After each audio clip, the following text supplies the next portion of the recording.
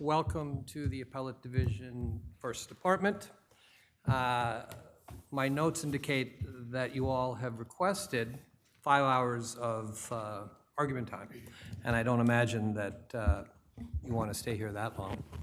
So please ask for the time that you need to convince us of your most important points. I assure you that we are a hot bench, and you don't have to educate us about your appeal, but rather advocate as to why we should accept your position. People versus Tavares.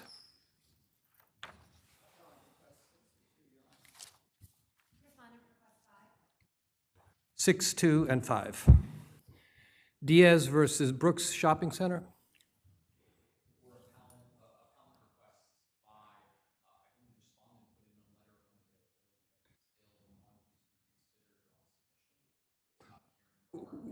Which is normally our process now, but you're here. Do you wish to submit or do you wish to argue?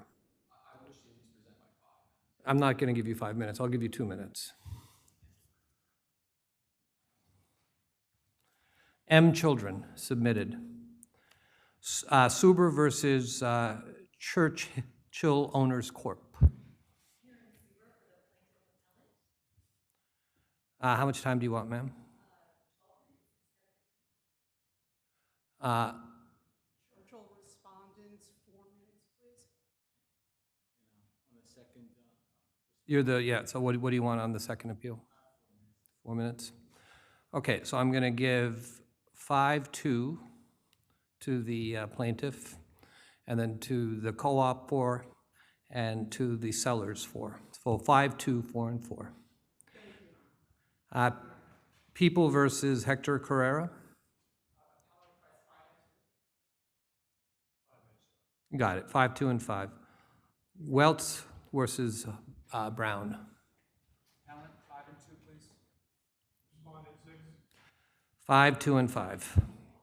Board of Managers versus SGN 443 Greenwich.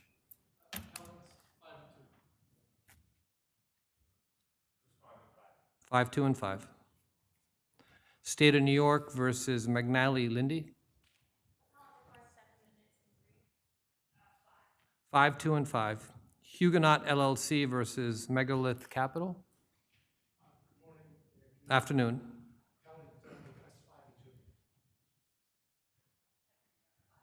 5-2, and 5. Cuomo versus Port Authority.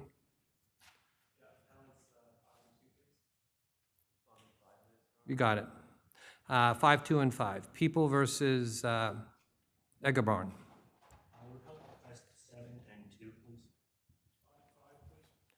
I'm going to give you 6-2, and 5.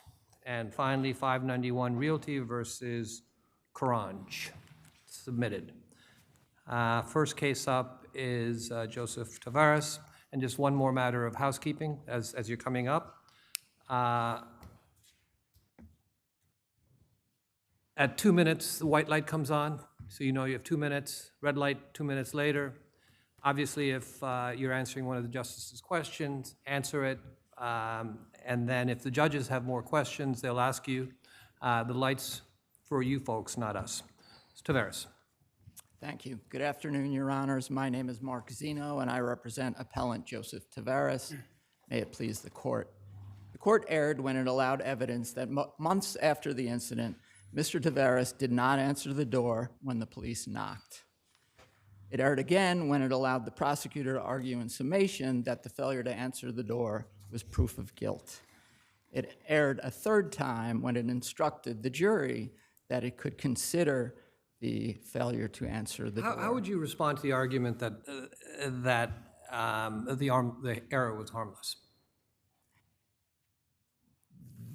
Harmless error, the harmless beyond a reasonable doubt standard is a two-step test. The first step is whether you look to see whether the evidence was overwhelming. The second step is you look to see how the error affected the verdict. Mr. Tavares prevails on both of those steps. This was a single witness identification case. Only a single witness put Mr. Tavares at the scene of the crime. There was a video, but the video did not come close to identifying Mr. Tavares, as the person that stabbed the deceased. So the people's case relied entirely on Ms. Diaz But to the identify. fact that Ms. Diaz knew Mr. Taveras because they resided in the same building and she had a look at the incident as it is unfolding from multiple angles, according to her testimony, wouldn't that, despite the fact that she's a single witness, wouldn't that also enter into the equation and say, well, you know, there's a lot of evidence here? Well, that's the only evidence here, Your Honor, and it certainly does enter into the equation. And I would say that a single witness who was impeached on a number of bases is never enough to make for an overwhelming case. There was nothing that corroborated that testimony. There was DNA swabbed from the bike that was recovered. It excluded Mr. Taveras. The knife was never recovered. No one else put Mr. Taveras at the scene of the crime. It was only Ms. Diaz. So, number one, it's not an overwhelming case. Yes, she did identify him. Yes, she was insistent that he did it, but that assumes that she was credible and she was telling the truth. And it was. And that's what the jury believed. That's what the jury believed after they heard evidence, among other things, of this consciousness of guilt. Well, but the consciousness of guilt, you're focusing on the door knock, which I think is your stronger argument, but aren't there other indicia of consciousness of guilt in this case based on the detective's testimony of his attempt, for example, to locate your client? I mean, He was on the lam for a while, right? I'm sorry? You couldn't be found for a while. He didn't turn himself in. I mean, I can agree with that statement. He wasn't where the officers went to look for him. He wasn't in his usual home, in the apartment building, right? Again, he didn't turn himself in. We was during that time period. There's no evidence of. I'm asking you: is that an indication of consciousness of guilt? That No, portion, the failure to turn. not failure to turn yourself in.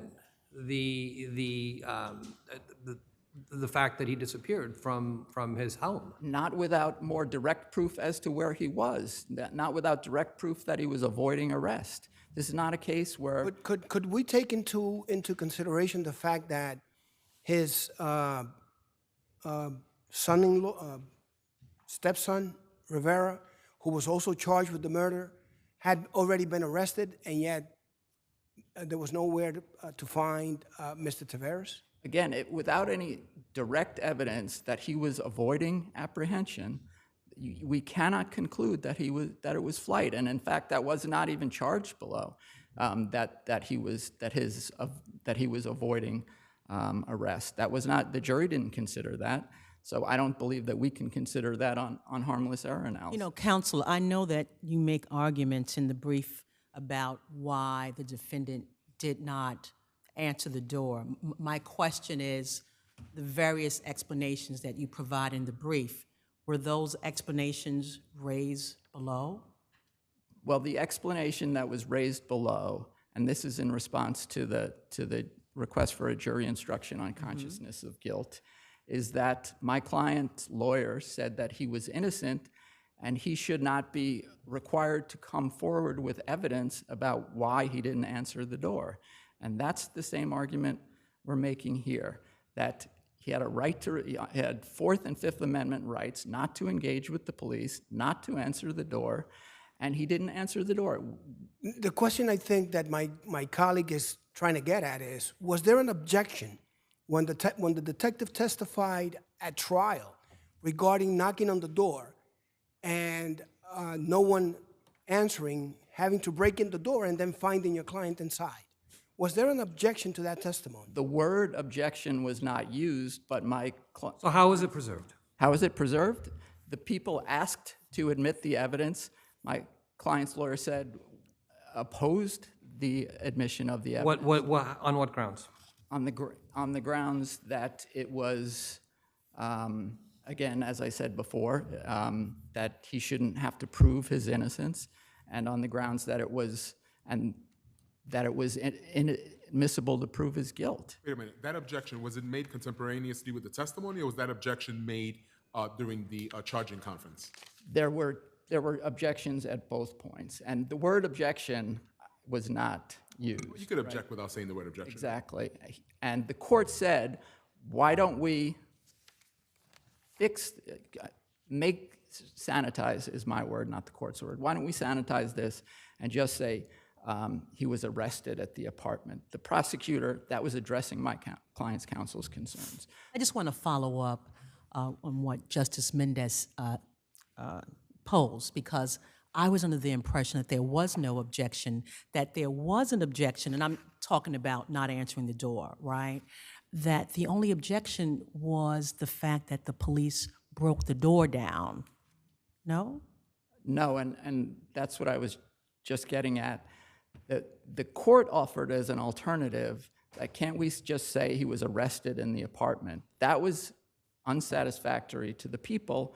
The people said no, they want to admit proof that he didn't answer the door for a period of 10 or 20 minutes after the police knocked. The court accepted that and agreed to allow in that evidence.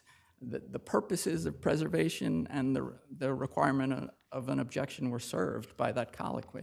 Thank you, Counsel.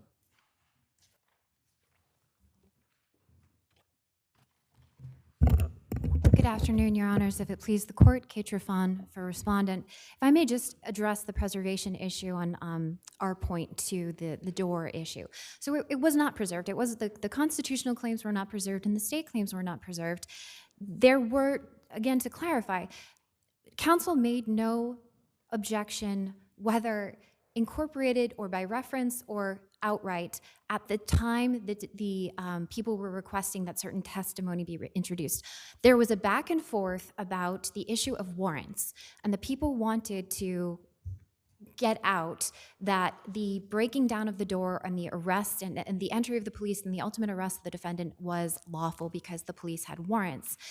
The court, I think the back and forth was that the court thought that the introduction of warrants would be prejudicial because either there would be this specter that the defendant was wanted on other unrelated matters, and then if we were to get into what those other unrelated matters were, it would be prejudicial and it would distract the jury. So that was the discussion. Evidently, also in the transcript, the defendant testified in the grand jury, and at the time of his grand jury testimony, he and his girlfriend Wanda talked about why they didn't answer the door, and they said it was because they were afraid of the police. The prosecutor was trying to get out in front of that and said, I want to make clear that the entry was lawful and that the police took the door because they had warrants and the defendant wasn't answering. There was no objection from the defendant. I believe to the extent that he had any discourse about it, it was that, well, if my client testifies, he's not going to talk about that. The court and the people then went back and forth about the warrants and sanitizing that, okay, here's what we're going to do so that we don't talk about the warrants. There was, of course, it falls under the penumbra of consciousness of guilt. That's why we wanted it to come in. So aside from the door, what other elements go to consciousness of guilt here? Yes, of course. So this is all part of a big picture of defendant's evasive conduct, right? So the witness testifies, Diaz testifies that she goes from seeing the defendant nearly every day in the building to then murder happens, she never sees defendant again. She doesn't see him again until trial. So we're talking about at least 2 months where the defendant is just in the wind.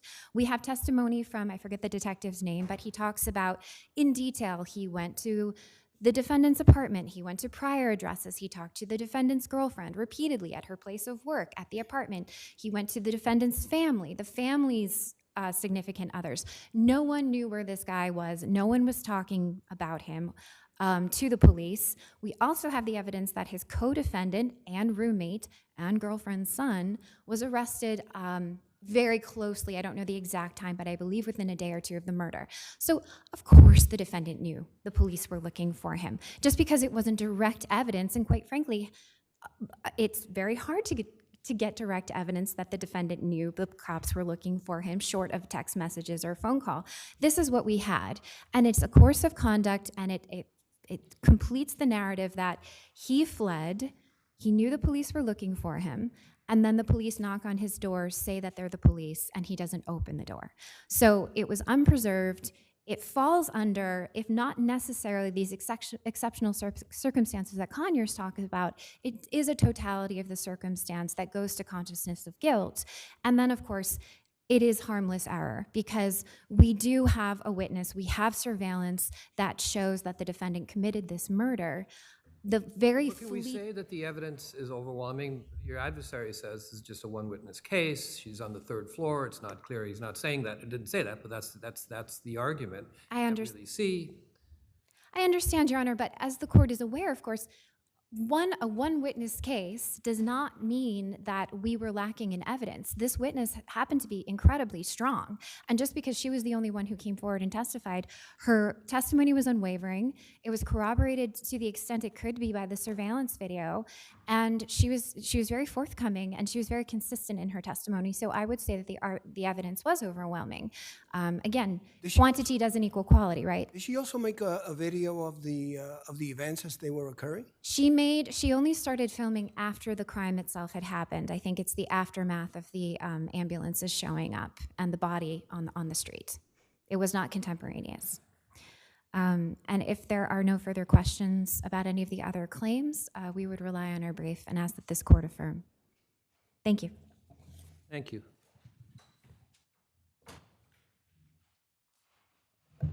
Briefly, I still haven't heard an explanation of how this evidence was admissible, consistent with Conyers and the Fifth and Sixth Amendments. This failure to answer the door is not admissible. You know, you focus on one aspect of a larger picture. And the larger picture is that there was an attempt to find your client. The detective, I think it was Detective Cutrona, testified to all those efforts. Couldn't the jury consider that as part of consciousness of guilt? Let's assume the jury could consider that, but there was none of those cases where the defendant was right there and fled the police, right there and hid from the police. There was evidence that the cops went to places where my client normally could be found and he wasn't there. Here we have cops on one side of the door banging, saying police, and they hear voices inside, a male voice and a female. So who was inside? It was the woman, right? Right, And that was the girlfriend? yes, It was her son, Rivera, as the co-defendant? yes. So you're saying that we can't draw, or the jury couldn't draw an inference as to what was going on, that they understood why? Absolutely not. Just like a jury can't draw an inference from someone who exercises their right to remain silent. This is just an extension of that right. A right not to give themselves up to the police, not required. Absent the police saying, we have a warrant, they had every right not to answer that door, and their refusal to answer the door can't be used against them. And you're saying that there was no need for you to have preserved this, no need to object contemporaneously at trial? It should have been objected to. It was objected to adequately. The parties understood and talked about this issue on the record before. But not contemporaneously at trial in front of the jury when the question was asked? I'm sorry. Not contemporaneously at trial in front of the jury when the question was asked? Before the evidence came in. And just with Final statement. 15 seconds, if Absolutely. I can have it. You got it. I strongly feel that there should be a reversal here. But if there isn't, there needs to be a resentencing here. My client was sentenced with a lawyer who was completely unprepared, who stepped in and had not done any investigation of my client's past. You represented him for 5 months before the sentencing.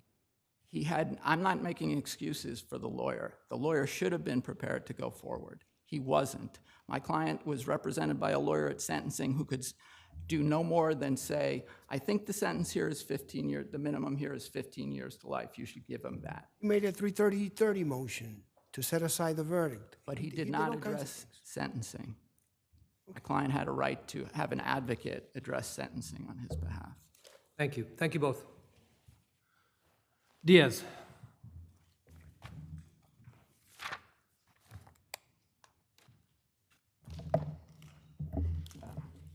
Good afternoon. May it please the court. My name is Anthony Valenziano, and I represent Appellant's Merchant National Properties, Inc. and Marks Realty and Improvement Company, Inc. In this appeal of Supreme Court's denial of Appellant's motion for summary judgment below. This appeal distills down to one core issue, whether the appellants owned, operated, managed, or maintained the premises at issue on February 10th, 2017 The underlying action is a slip and fall in front of. How did you make out your prima facie here? I'm sorry, Your Honor. How did you make out a prima facie on summary judgment here? We relied upon the affidavit of a corporate officer and general counsel of appellants who stated unequivocally that on the date of the incident, neither appellant owned. And Brooks admits to ownership, correct? Brooks admitted ownership. Not only that, Masterich, which is another defendant, admitted it was the property manager in a notice to admit that's in the record. Unfortunately, Supreme Court ignored the discovery, the verified answer of Brooks, which admitted to both those roles. Additionally, Supreme Court misinterpreted the property tax record, which appellants put into the record themselves, which established that neither appellant had any ownership interest at the time of the incident. The property tax record was from 2022. It evidenced a sale in 2004 when Marks did own the property and transferred it to Brooks. It did not establish ownership or any interest on the part of appellants at the time of the incident of February 10th. Can your clients be held liable? There is some connection to Brooks, obviously.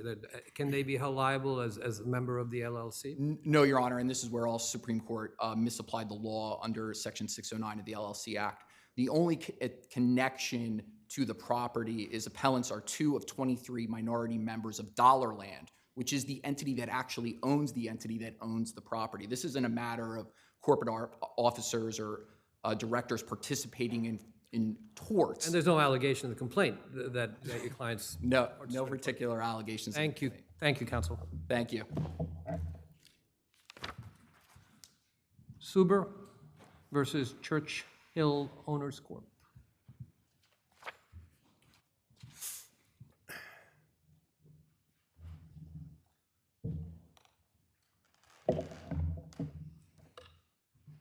Okay, counsel.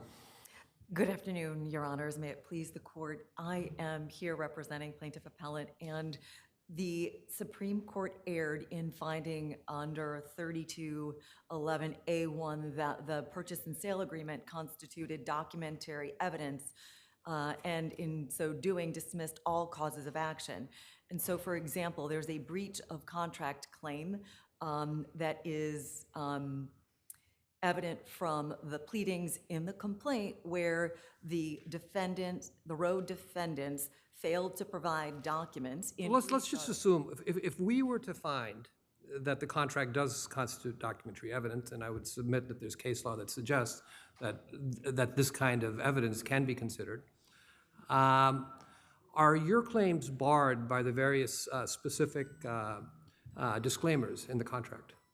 Your Honor, no, they are not disclaimed, because specific disclaimers, and I think you're talking about R4 in the purchaser, in the seller's rider, it has to go to the matter that's actually at issue. And so in this case, it is the withholding of the asbestos documents relating to the presence of asbestos in the apartment. The specific disclaimer is broad. And then secondly, the purchaser's rider, the second rider, controls. And even if you were to assume that the second rider didn't control the purchaser. Well, how about paragraph 7.1, which is the as-is language? Seller makes no representations as to the physical condition or state, repair of the unit, et cetera. Wouldn't this controversy fall within that? No, because it doesn't go to the specific nature of the fraud, which is the withholding of the corporate documents that the defendants were expressly required pursuant to PR 10 to provide. In addition, when you look at the riders, you've got the purchase and sale agreement, you've got the purchaser's rider and the seller's rider. As between the purchaser's rider and the contract, the purchaser's rider controls. As between the contract and the seller's rider controls. Now, there is nothing that says, no provision in any of the documents that says which of the riders control. So even if you weren't to believe what I just said or to take my argument, notwithstanding that, or in addition to that rather, there's still an ambiguity as it relates to which rider controls at a minimum. And so because there is an ambiguity in the document as a whole, it cannot constitute documentary evidence under 3211A1. If I may, what would your response be to the following language in the contract? And I'm referring to paragraph 5. Purchaser has examined and is satisfied with, or, and then in parens, except as to any matter represented in this contract, accepts and assumes the risk of not having examined the lease, the corporation's certificate of incorporation, bylaws, house rules, minutes of shareholders and directors' meetings, most recent audited financial statement, and most recent statement of tax deductions available to the corporation's shareholders under Internal Revenue Code 216 or any successor statute. What about that? Again, I would go to the purchaser's rider, section 10, that says there was an obligation of the defendants to provide the corporate documents. And in addition to that, there is, and I believe, Your Honor, you're reading from the contract, the form contract, or are you reading from the? Paragraph 5 of the contract. Of the contract. Yes. So in that case, the purchaser's rider does, in fact, control over the form contract, and that is. Oh, so your argument is specific over general, essentially, is what you're saying. That is correct, Your Honor. And it is, the purchaser's PR, or the purchaser's rider does control. What And I is, believe, what is what is the consequence to the seller of not providing those documents in that very rider? Does it say what if anything would occur if the seller doesn't provide the corporate documents that you're alluding to? there is no consequence in the purchaser's rider, PR 10, regarding the non-provision of the documents. Okay.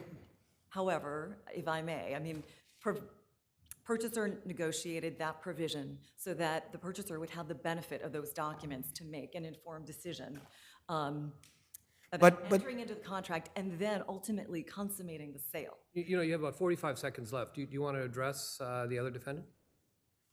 Oh, Co-op. oh, I thought that we were going to do, I'll give you an extra minute, but we're no, it's. I thought it was like staggered. My apologies. I guess in terms. Actually, I'll give you 2 extra minutes, so Okay, go ahead. I guess, Your Honor, what I would say is, I do appreciate that in the defendant's briefs, the defendant Appellee's briefs, that they focused on how securities are different from, the securities in a cooperative apartment are different from federal or state securities, like in a private company, for example. And I think that the actual cases on which defendant relies are from the 70s, right? The latest one is probably from 1988. And what we have seen actually since that time, including in Lewandowski in 1990, we've seen cooperative apartments be treated more like business corporations. For example, in Lewandowski, Judge Kaye was very clear that there's the business judgment rule applies. And let me just make one other reference to the defendant's last part of their brief. This goes to point 5. What is interesting, while they say that the securities are not, they're sui generis, but more real property than not, they go right to, in point 5, quoting the Business Corporation Law, Section 701, and then again, focus on how the corporation is run as a corporation versus something else.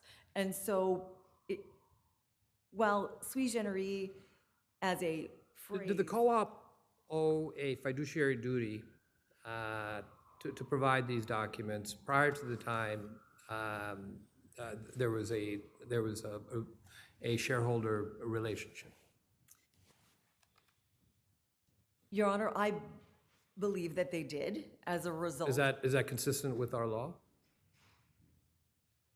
It is consistent with our law if you focus on the special relationship and the special facts doctrine, because looking at the board, they are in a special position of knowing everything about the building, the corporation, everything. They alone possess and own that information. How else is a homeowner or a prospective homeowner going to obtain that information? There is no other way. It's not public. Due And it is diligence, no- maybe? Sorry. Due diligence. I'm sorry? Due diligence, do an inspection, things like that. Yes, Your Honor, and you will see in the complaint and the exhibits to the complaint that the documentation that revealed the presence of asbestos, the actual presence, not the presumed presence, but the actual presence, was known to the board. And they were private correspondence between companies and testing labs and the board or management. Did the plaintiff ever make a request for all the minutes, which is standard in the real estate industry, for all co-op lawyers do it, get minutes for 2 years or whatever it is the board will give? Was there a request made? Yes, Your Honor, there was a maid and then that's where PR3 comes in, purchaser's rider number 3, where there's a duty from and after the date of signing the agreement until closing for the defendant Rhodes to provide all the documentation they get regarding asbestos to the purchaser. But the defendant Rhodes did not do that. They breached the contract, hence there was damage to the purchaser plaintiff. Thank you, counsel. Thank you, Your Honor. Good afternoon, Dale Dagenshine for the Churchill respondents. We request that the decision below be affirmed with costs. I just want to jump to the special relationship that we're talking about for a second. This is an arm's length transaction. And I also want to be clear, obviously, none of the contractual obligations that Ms. Suber is discussing have anything to do with the co-op. Well, you heard your adversary say that there's a fiduciary relationship, or there should be a fiduciary relationship. What's your response to that? My response to that is case after case after case, including Messner, which is this court's case, and several other cases in this court, and otherwise say that there is no duty to a contract vendee. Our duty, in fact, is to, or the building's duty, in fact, is to the shareholder. As to a special relationship, again, First Department cases, Woods and Jana L., which is in fact cited by Ms. Suber, talk about a test, a two-pronged test where there may be a special relationship, but under all circumstances, it also imposes, as you suggested, Your Honor, a duty on the person who is claiming that there is a special relationship, a duty to inquire. In fact, it talks about where a party has the means of discovering by the exercise of ordinary intelligence. Was that possible here? I'm sorry? Was that possible? Absolutely. Absolutely. Lawyers, even back in 2015, lawyers for purchasers not only ask for minutes, they give questionnaires to managing agents every single day of the week. One of the other issues here is the building was constructed in 1968. The certificate of occupancy is in the record. It's a public document. There is, according to the rules of the City of New York, as well as OSHA regulations, presumed asbestos-containing materials in any building constructed prior to 1980. This was not something that was hidden. This is something that is known and knowable. I do want to just address the issue of the securities.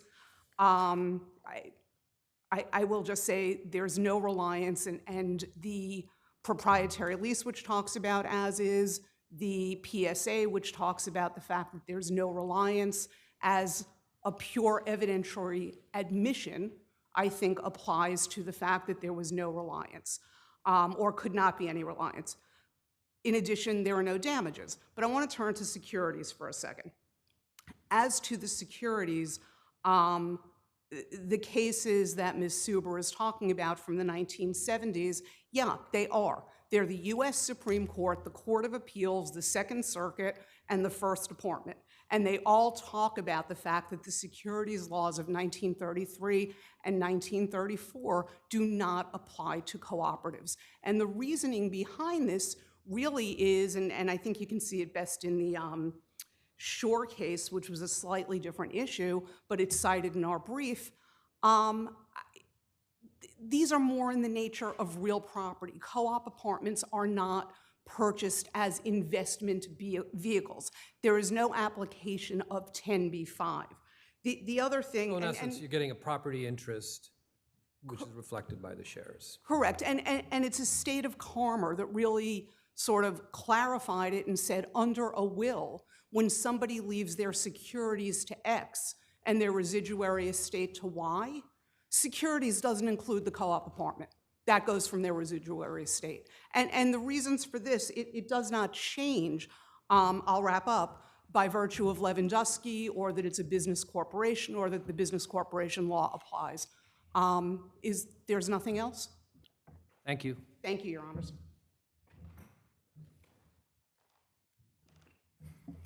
Good afternoon. Oh, thank you.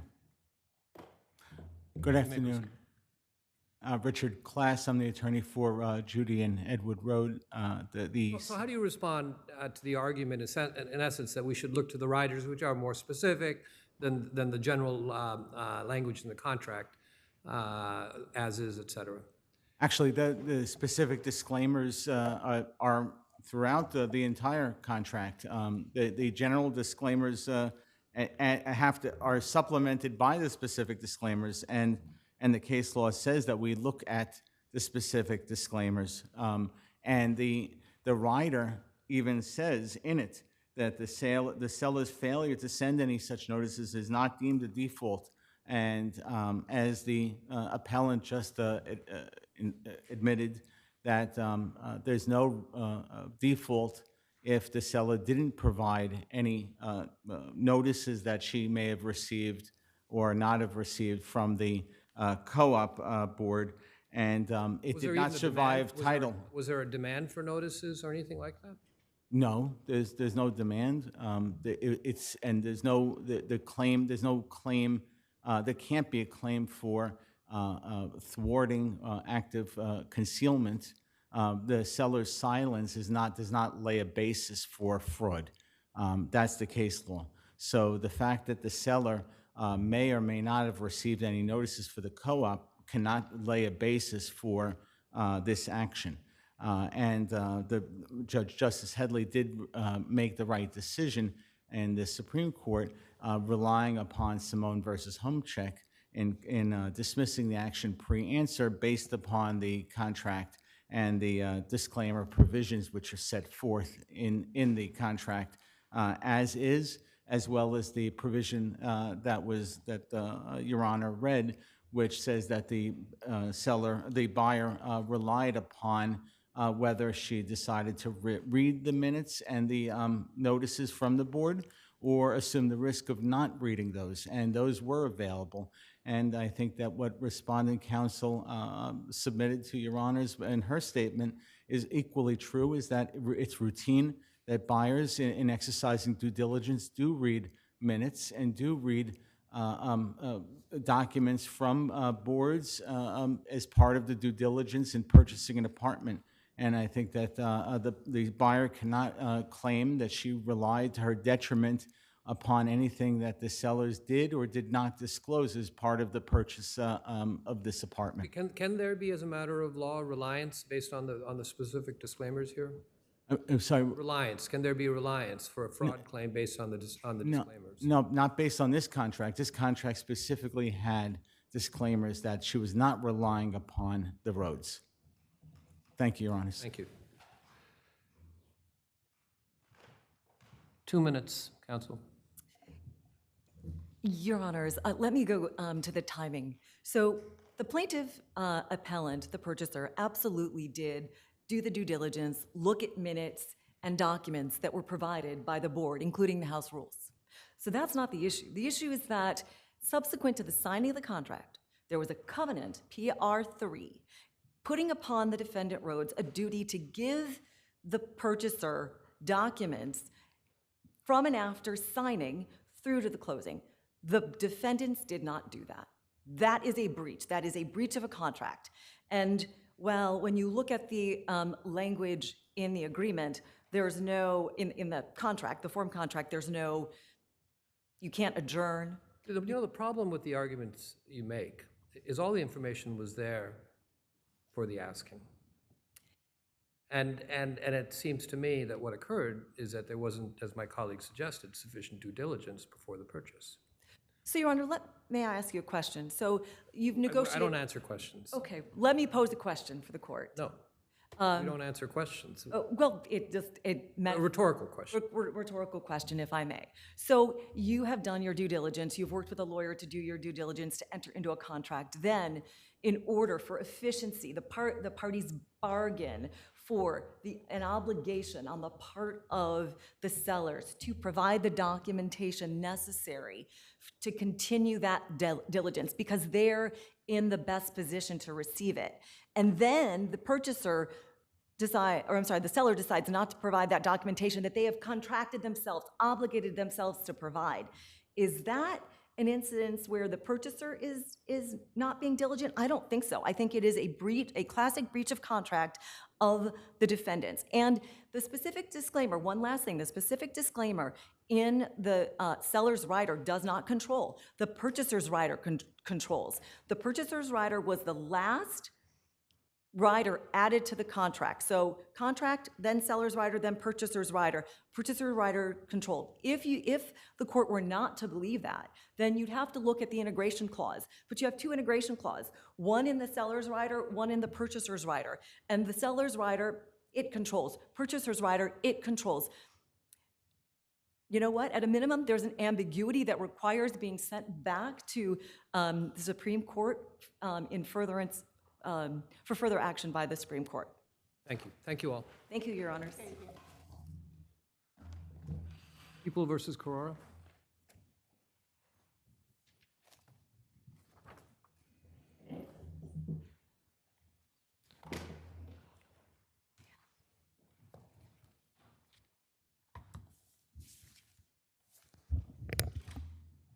Anytime, counsel.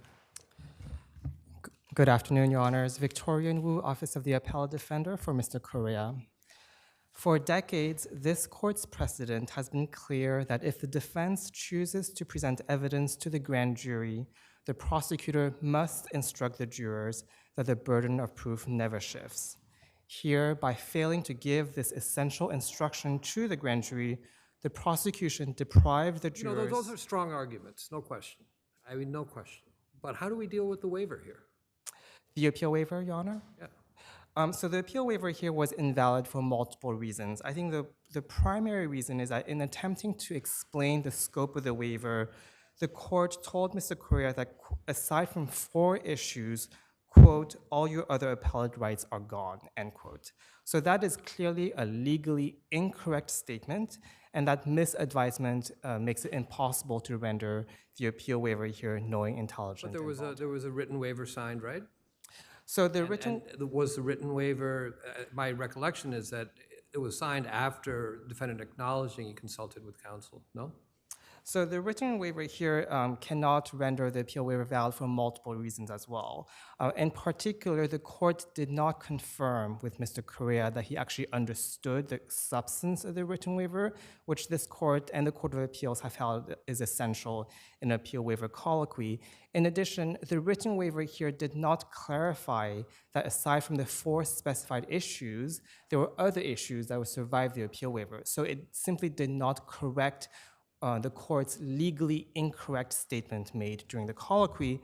And as a result, the written waiver here cannot possibly render the appeal waiver valid, and therefore the appeal waiver is not a So do you bar. concede that if we were to determine that the waiver of right to appeal was validly entered into, that your arguments with regards to the grand jury are waived? No, Your Honor. As I indicated in the reply brief, there are a limited categories of issues that, in But fact, does it go to the integrity of the proceeding? I mean, it's a pretty steep hill to climb, right? It does.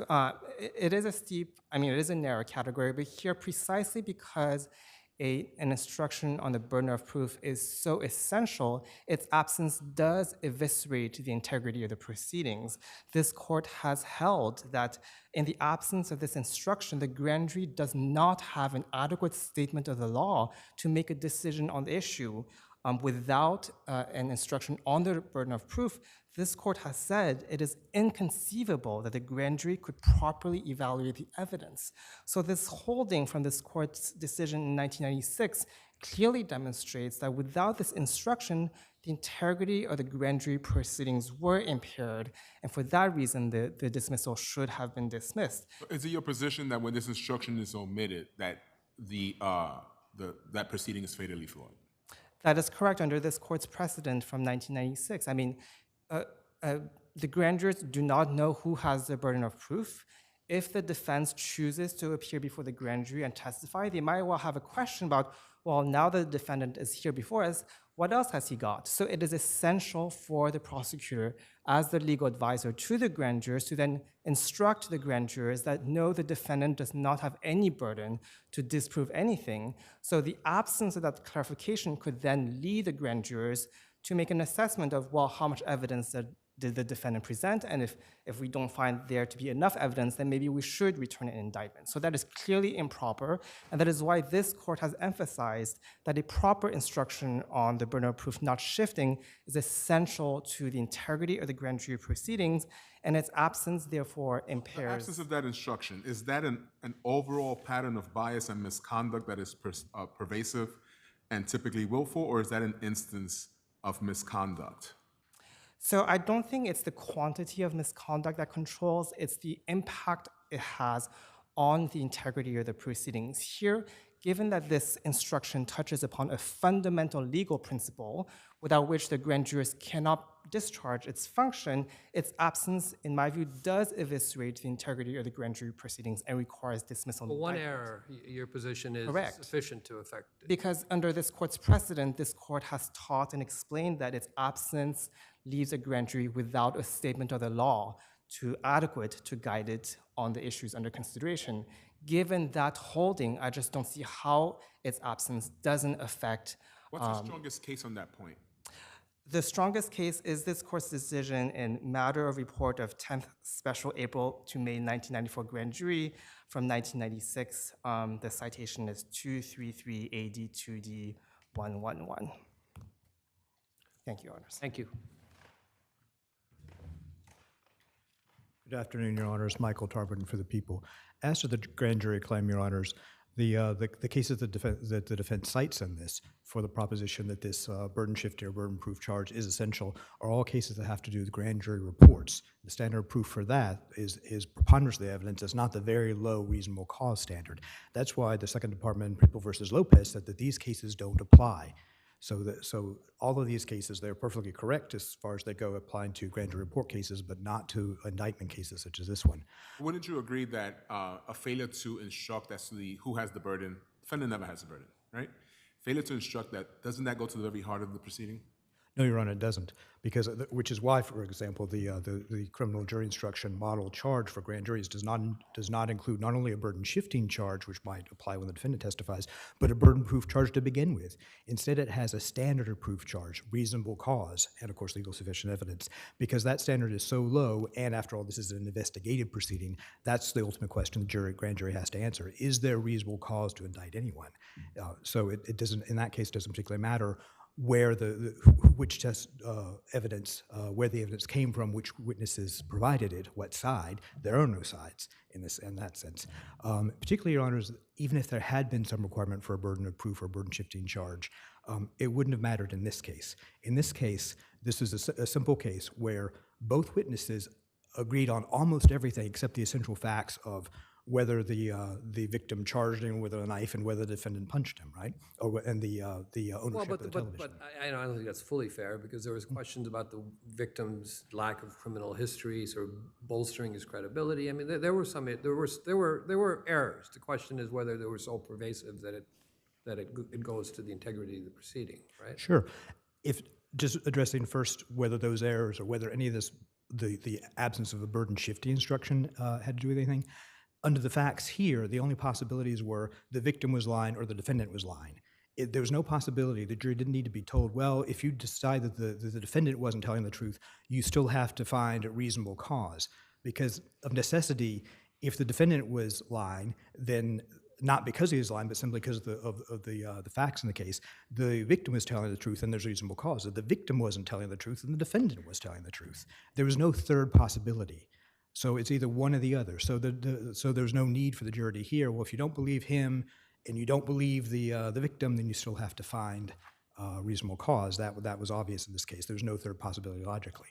As to the prosecutors eliciting from the witness that he had no criminal record, that certainly wouldn't rise to the level of impairing the integrity of the grand jury, which is what the judge who reviewed the grand jury minutes found. Neither would any of the other alleged errors here. Particularly as to the Sandoval, for example, Your Honors, the prosecutor examined the defendant out of 6 out of the 19 of his prior charge convictions, and he gave this very strong limiting instruction at the end. The last thing the grand jurors heard was, you can't under any circumstances use this for anything other than credibility. So these alleged errors, I submit, weren't errors to begin with, but certainly didn't rise to the level of impairing the integrity of the grand jury. In addition, Your Honors, all these claims were forfeited by the defendant's guilty plea, as this court's jurisprudence has held, and also was waived by his waiver of appeal. The claim here that the waiver was invalid because the court failed to list one of the claims that would survive waiver of appeal, even that has nothing to do with the case, it simply can't be that invalidates a waiver, that the defendant has to understand a whole treatise on law and all the other exceptions that don't have to do with his case in order to knowingly, intelligently decide that he wants to waive his plea in exchange for his appeal in exchange for a beneficial plea in this case. So his waiver of appeal was valid. So that bars his claim as well as the forfeiture and, of course, on the merits. Thank you, counsel. Thank you.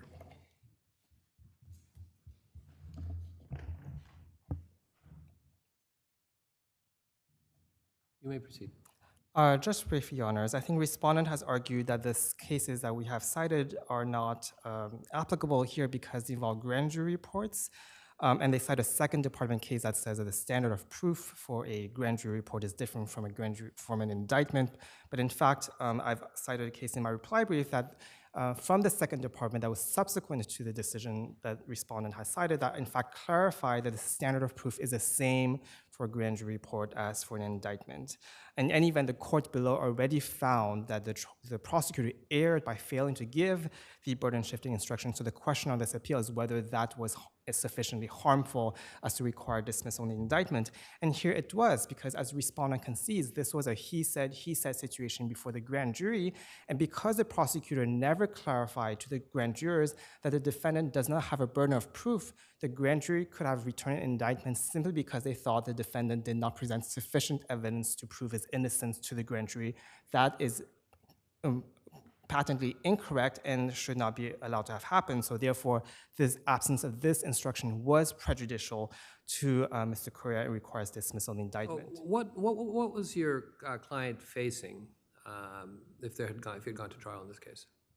I believe that he was facing 5 to 25. Was it 5 or 7? Or 7 to 25, that's And what did he get? This was a negotiated plea. Right, that's the point I'm trying to make. It was a negotiated plea, so it was a very favorable outcome, right? 5 years, where the sentence it's 7 to 25? Yes, it is favorable, but the Court of Appeals has held that a defendant who pleads guilty does not forfeit the right to raise an argument of a constitutional dimension. And here, because the absence of this essential instruction eviscerated the grand jury's ability to fulfill its constitutional function to determine whether to authorize a felony prosecution, this argument is properly before this court despite the entry of a guilty plea.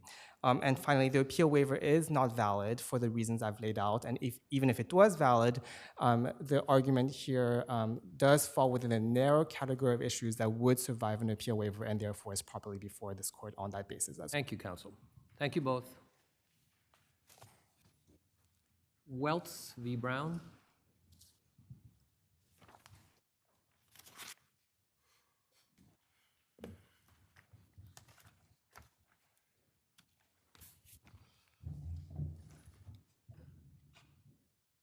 You may proceed, counsel. May it please the court. Christopher Gorman for the appellants. I want to focus the court's attention on some things that I think get lost in the briefing here a little bit. One is, it's undisputed that the loan here is usurious and criminally usurious. Nobody is saying otherwise.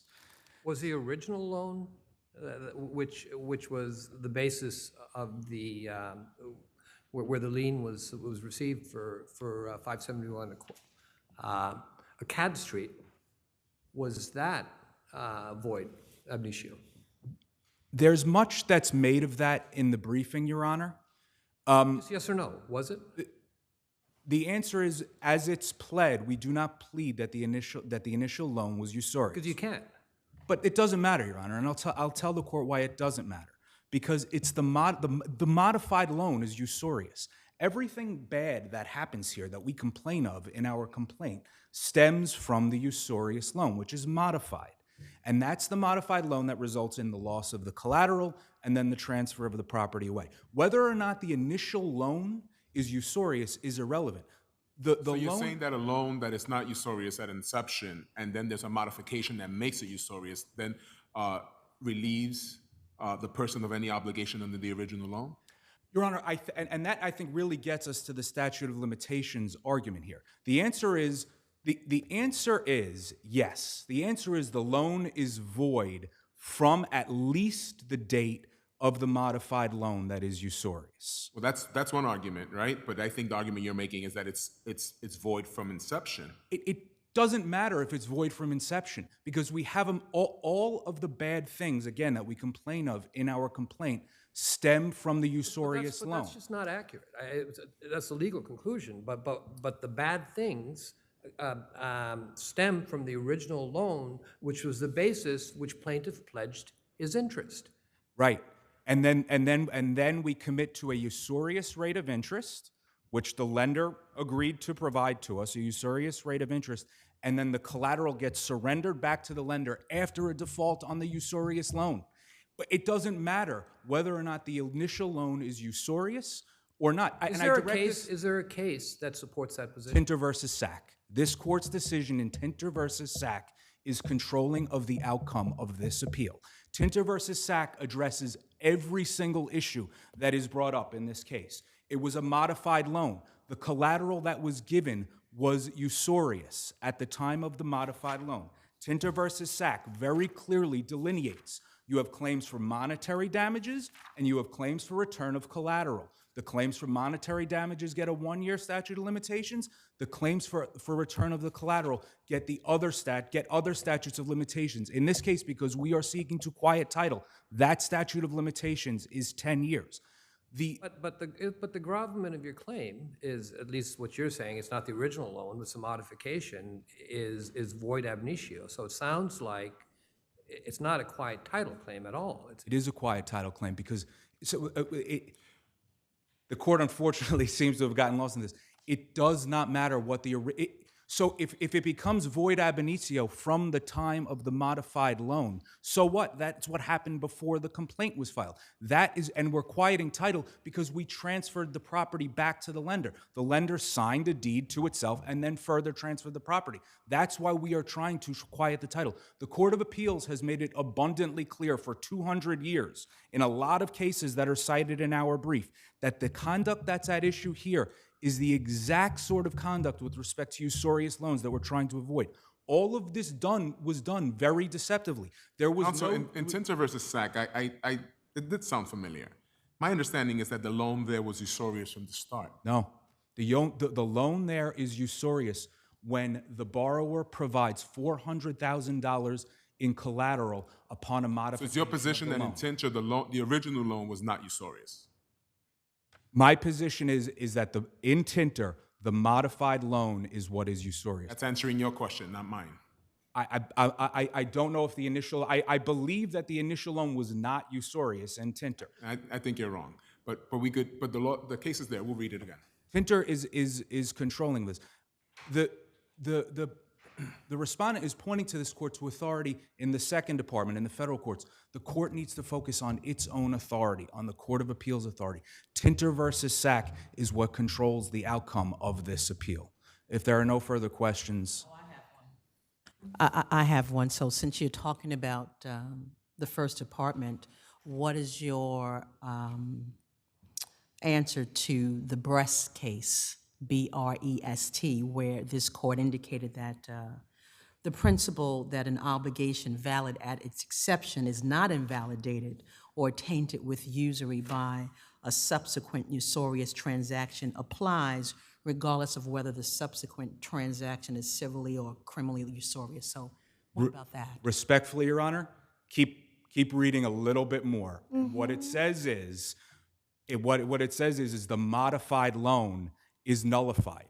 That's Oh, no, what it said is, you know, the Hammelberger case in which issues of fact were found as to whether the loan agreement there involved was criminally usurious from its inception does not require a contrary conclusion. the cases that are cited on this point in the briefing continue on to say that it is the modification can be voided. It's not that, think about it, think about it. All a lender has to do is extend an initially good loan and then just modify that loan to a usurious rate of interest, and then we get around all the usury laws. There is no way, if you read the Court of Appeals precedent, that the Court of Appeals will accept that. The Court of Appeals have made it very clear that when it comes to usury, acts of deception, loopholes in the laws are what need to be shut down. So if this court affirms the lower court's order, we are creating a very clear pathway to making usurious loans. You make the loan initially, it's a good loan, you then modify it, you take collateral that doesn't require you to go to court to Are you enforce it, saying, and you're home are free. you saying that there are no other cases where there's a loan that is valid at the beginning that is later modified by a usurious rate of interest, with a usurious rate of interest where the court has not found the original loan was good? The only thing that is bad is the modification. Again, we pointed to this court, in addition to Tinter, we point this court to the Bouffard case in the Second Department, which again, it involves a loan that's modified at a usurious rate of interest. I have to come back to this point. If you're allowed to initially make a good loan, and then you're now... But doesn't Brest say specifically that an obligation is valid at inception, isn't voided because there's a subsequent usurious transaction? Doesn't that case stand for that proposition? If you keep reading, it's the decision says the modified loan gets voided. Yes, the modified loan We gets agree with voided. that. The modification is void. Where do you go back to? Wonderful. So where do you go back to? Where do you go? But where? You go to the modification, Your Honor.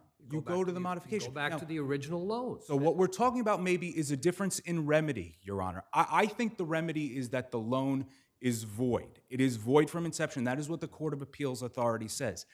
At a minimum, if you want to say that the initial... So what case says that? I mean, the most recent case by the court. Darbays. Darbays, again, that was a loan that was void at inception. Dry Dock from 1850. Okay. Dry Dock from 1850 is a case... Hold your fire.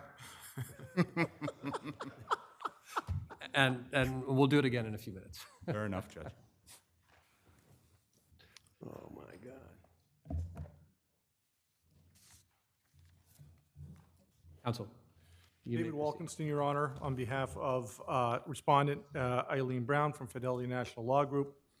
Let me start with correcting the record, or confirming what Your Honor said, that Tinter is not talking about a modified loan. Its first sentence says, it just recites the facts that in 1986, the parties entered into an oral loan at 2.5%. So to the extent that it's talking about 2.5% per month, 30%. So to the extent that learned counsel believes that it's a modified loan, it's not. It has nothing to do with it. But while we're on Tinter, it's worth discussing, because Tinter is an opposite to everything that they're saying. They're misreading Tinter. The reason they brought Tinter was to establish that perhaps where you pay off a loan with property instead of with money, that the statute of limitations doesn't apply. They brought it in as a statute of limitations argument. That's not true. The statute of limitations in this case is that you have to go and bring an action within 1 year of the time you paid the interest. Now, they also want to say they didn't pay interest over here, but we'll get to that in a moment. They paid interest here. The membership interest that they turned over, that was the interest, that was payment. That started the year running. Now, they want to say that if it's property, it doesn't count. Money counts. Now, in Tinter, this court said that it specifically said that to the extent that they paid $790,000 in interest, it's been more than a year, you can't go recover it. So the idea that you can't recover money, which they also argued, past the statute of limitations, which they argue doesn't exist, that's all nonsense. It's right there in Tinter, that you can recover, that if you pay interest, you only have a year to recover. So then the question becomes, well, what about if it's not money? What if it's property? Tinter said very clearly that it was a dispute of fact as to whether the 4 rings that were deposited as collateral were still collateral or whether it was used for payment. In other words, defendant submitted a typewritten document which indicated that the rings were given to defendant as partial payment for the loan. Plaintiffs aver that the document is fraudulent. It was a motion to dismiss. On that case, you have to assume, for the purpose of the motion to dismiss, that it was collateral. But if it were payment, then there's absolutely no case law that says that payment in the form of property can't be deemed payment. And in fact, there's case law to the contrary that I cited in the papers. That, you know, whether it's the 4th Department had a case, there's a case from the Southern Department, which I don't think was in the papers. Payment by property is payment. In this case, the complaint admits that the property, which was the membership interest in 571 Akkad LLC, was turned over to the lender. That was payment. Okay, that's paragraph, I believe, 23 and 34 of the complaint.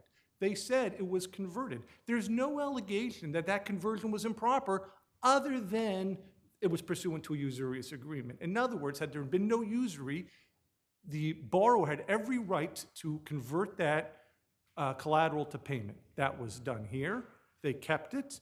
Then, subsequent to that, they transferred the property, and then later on to themselves, and then later on they transferred it to my client. So just going back, which I think is the more interesting question, I'm not trying to minimize your statute of limitations issues, but what's the remedy here? What's the remedy where property is conveyed pursuant to a loan, subsequently the loan's modified, and it's criminally usurious? What is the remedy? Does the property come back or something else? Under 513, under General Obligations Law 5-513, their remedy is against the borrower to recover the excess interest that they paid. So if they can figure out whether or not they even paid excess interest, that isn't even in the complaint that they've done that, it's just an assumption, then they can go to the borrower. Could they claim they paid excess interest based on the conveyance of the property? No, they're just saying this whole thing is void. They haven't even gone into the excess interest and whether or not how much the property was worth, how much the loan was worth. They're saying that the whole loan, the whole agreement, that the Second Amendment to an agreement nullifies the original agreement, and according to it was to the original agreement that the collateral was given. The collateral was not pursuant to the modification. The collateral was there from the original $200,000 loan. So in other words, even if that didn't exist, even if the second modification didn't exist, pursuant to the first modification, they would have been able to enforce it for the $265,000 loan. Thank you, Your Honors. Thank you.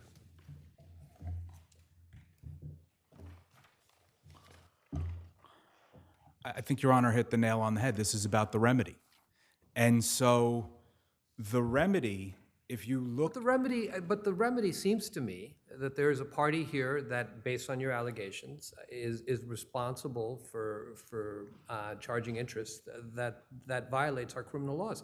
Isn't the remedy under our case law, Intima and others, the 1991 case, isn't the remedy recovery of the amounts that your client paid? No. We're not even seeking that here, Your Honor. We are not seeking, if we were seeking recovery of the amounts that we paid, I wouldn't disagree. CPLR 215 sub 6 would control, there's a one-year statute of limitations because of the nature of the remedy that we are seeking, which is fully authorized by Court of Appeals case law, which is that the property What case says that you get from a innocent third party, you get your property back? We don't have an innocent third party here, Your Honor. First of all, that would be an affirmative defense. We are here on a motion to dismiss. Okay, fair enough. The affirmative third party, defense. what case says that where the property now has been conveyed to a purchaser, that you are entitled to void the entire transaction and get the property back? Virtually every case Every we case? cite in our Just give me brief, one case. because it's void ab initio. The bona fide purchaser for value concept, which again would have to be pled as a defense. We are here on a motion to dismiss. When you have a loan, and we cite these cases in our brief, when you have a loan that is usurious, the transaction and whatever flows from it is void ab initio. We do not have a bona fide purchaser here for value. But even if we did, that would have to be addressed in an answer and through discovery. I just want to go back to one other point, which is the remedy. The Bouffard case sets forth the remedy. It's from the Second Department. Everything comes back. We have to reset because of the usurious loan. The Court of Appeals says time and again, these laws are really strict, but the legislature keeps revisiting them to make them strict, and so we have to apply them the way that the legislator is telling us we have to. Thank you. Thank you. both.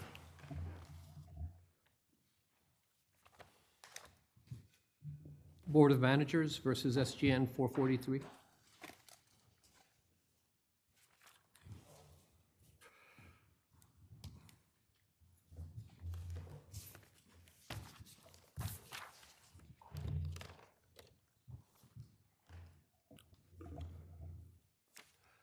Counsel. Good afternoon, Your Honors.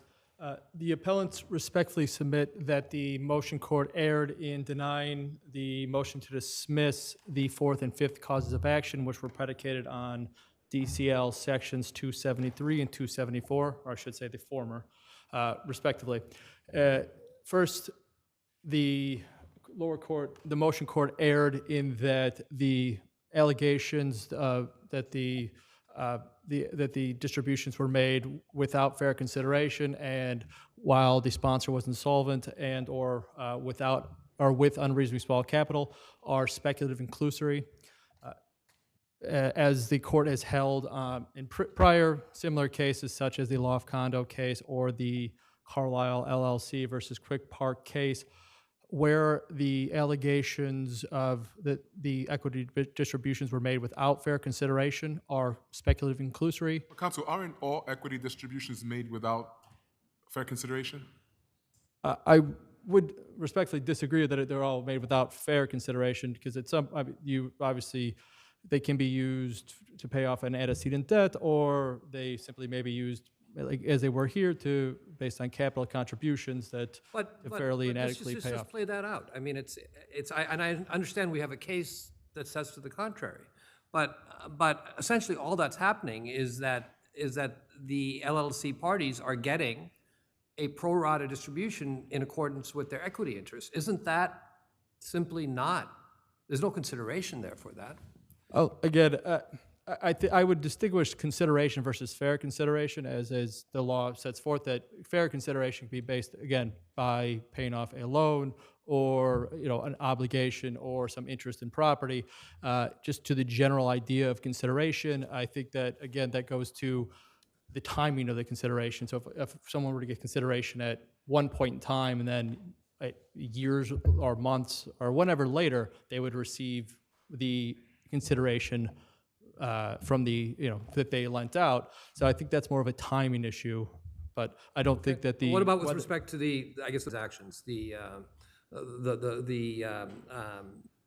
transferring of units at below market price, substantially below market price, and then reselling the units for presumably market price? Well, respectfully, Your Honor, that's not. I would say that's not an issue that we're raising here, because the appellants are dealing with the equity distributions, not any conveyance of units in this condominium. And I believe some of the cases that I cite do distinguish between conveying units, actually the loft condo space does, versus equity distributions. And it is very clear that with equity distributions, when they are, just because they are made, does not mean that they're made without fair consideration. And here, the allegation in the complaint is simply that the equity distribution was made without fair consideration. So like loft space, there's no factual allegation. It's nothing there. It's insufficient. Exactly.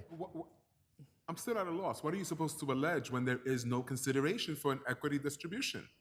Well, Your Honor, I would, again, I mean, obviously. it doesn't exist, right?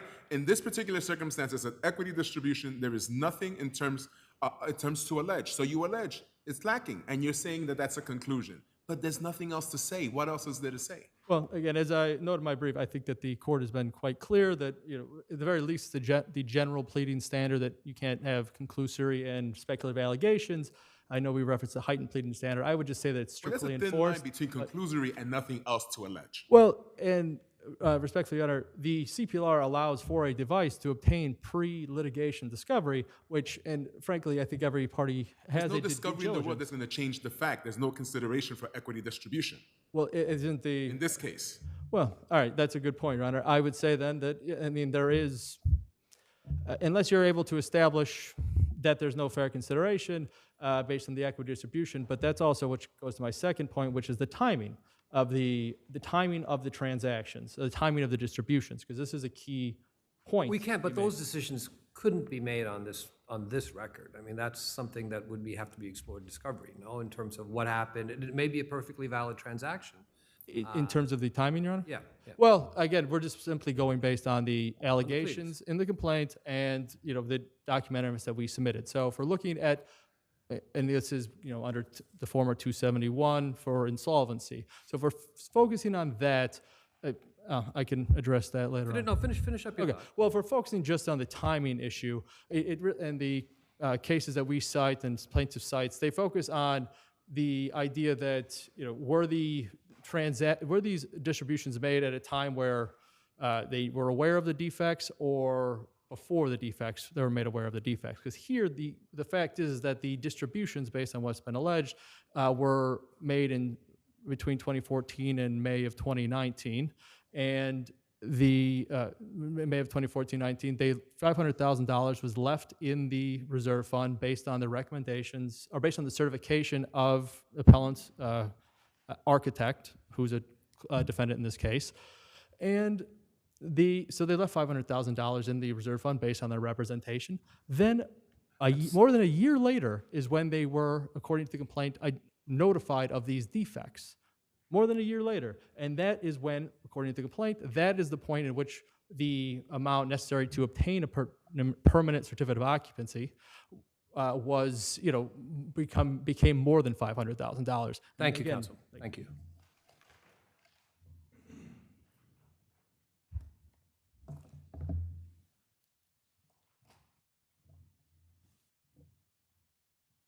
You may proceed.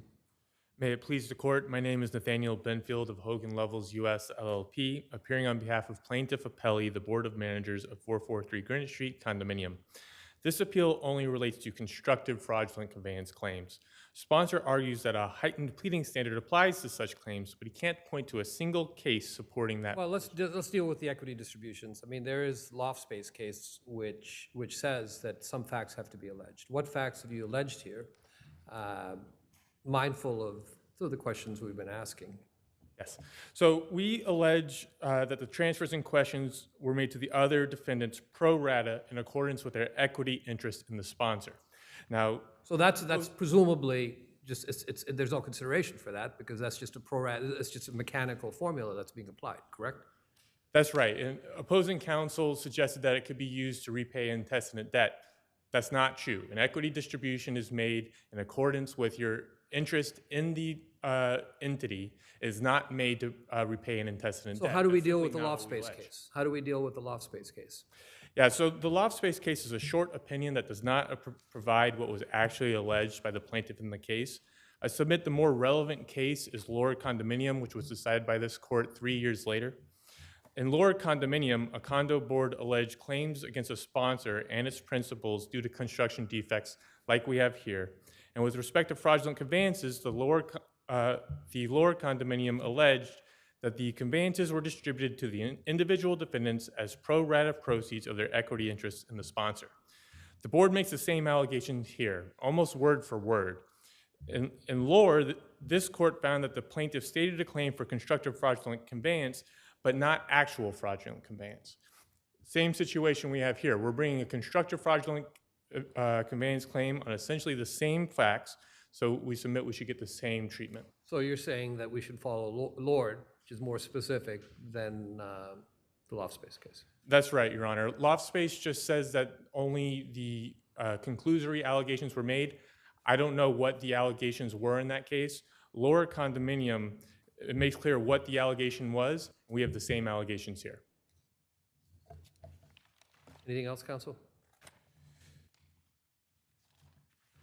Yes, Your Honor.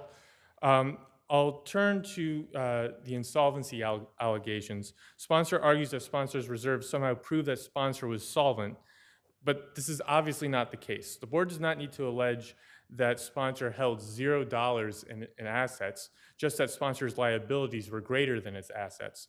Not only does the board allege this here, the board expressly alleges that the amount of money in the reserve is insufficient to obtain a PCO. Sponsor also argues that the board failed to state a claim because the board did not allege that sponsor knew the PCO reserve was insufficient. But knowledge or intent is not an element of a constructive fraudulent conveyance claim. This is what separates constructive fraudulent conveyance claims from actual fraudulent conveyance claims. And for constructive fraudulent conveyance claims, the board only needs to allege that it was a creditor at the time of the distributions, in addition to solvency and inadequate consideration, which we've already discussed. And sponsor does not dispute that the board was a creditor at the time of the distributions. There's no further questions. I'll rest on my paper. Thank you, counsel.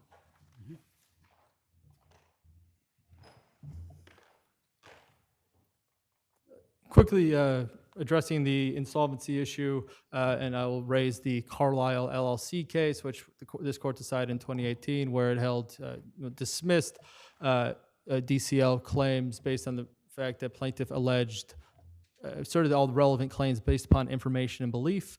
Well, notably here for the fourth cause of action, the paragraph 207 exactly states upon information and belief the equity distribute as a result of the equity. You want to address the case that counsel suggested that's more on point? I would say that one was decided prior to Carlisle and the lower case, and so I don't believe that would be. So you're saying it's Carlisle is what we should look at? Correct, and in conjunction with the loft space condo case, because I think that looking at that case and the lower court's decision, which is available, are almost exactly on point to this particular case.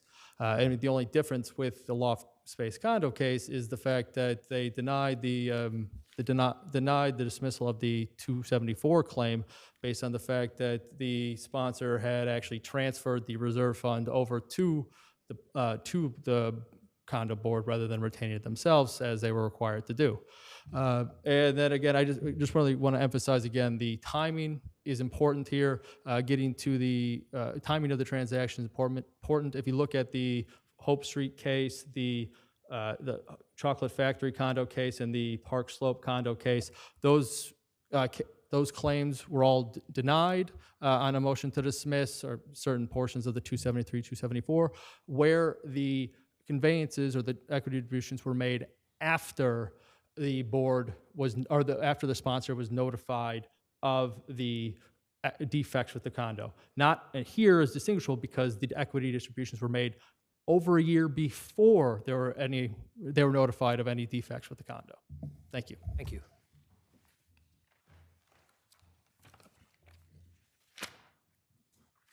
State of New York versus Magny Little.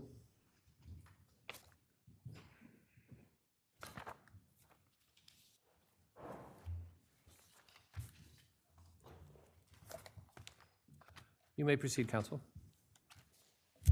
May it please the court, Jennifer Hose of the Legal Aid Society on behalf of the appellant Tamir Stiles. The bail setting court abused its discretion on October 23rd of 2023 when it continued Mr. Stiles' remand for two reasons. First, because the court failed to set a securing order in line with CPL 51010 as any individualized determination based on the facts that were presented to the court displayed that Mr. Stiles was not a flight risk and there were less restrictive alternatives. But did the court consider, in terms of making that individualized determination, the seriousness of the charge, sentence exposure, the chances of your client absconding, that kind of stuff? Wasn't that considered? And the strength of the people's case. The court did consider the strength of the people's case as well as the nature of the charges, but the court also failed to give due consideration to Mr. Stiles' past history of coming to court, which was highlighted in the bail package that was presented to the court, was sent to the court ahead of the appearance and was discussed. But it's an abuse of discretion standard, would you agree? It is an abuse of discretion. So how would, based on some of the factors that we recited, how would you say that there was an abuse of discretion? I recognize that there was a federal case, he came back, et cetera, but what's the abuse of discretion here? The abuse of discretion in this case is that there was not due consideration given for his record of appearing in court, and the court also failed. Is it that the court didn't give it due consideration, or that I thought that the consideration weighed somewhere else? The court failed to give any sort of analysis in its ruling. Are you saying that the court is required to go through everything that's enumerated under the statute and address each and every one of them? Because I know of no standard that requires that. CPL 530.20 is a new amendment after the Bail Elimination Act of 2019 that's been instated, which says that the court has to give some sort of analysis as to rendering its ruling, either in writing or orally, as to the individualized Agreed, determination. but that doesn't mean that the court has to go through each and every enumerated aspect of the statute and address it, correct?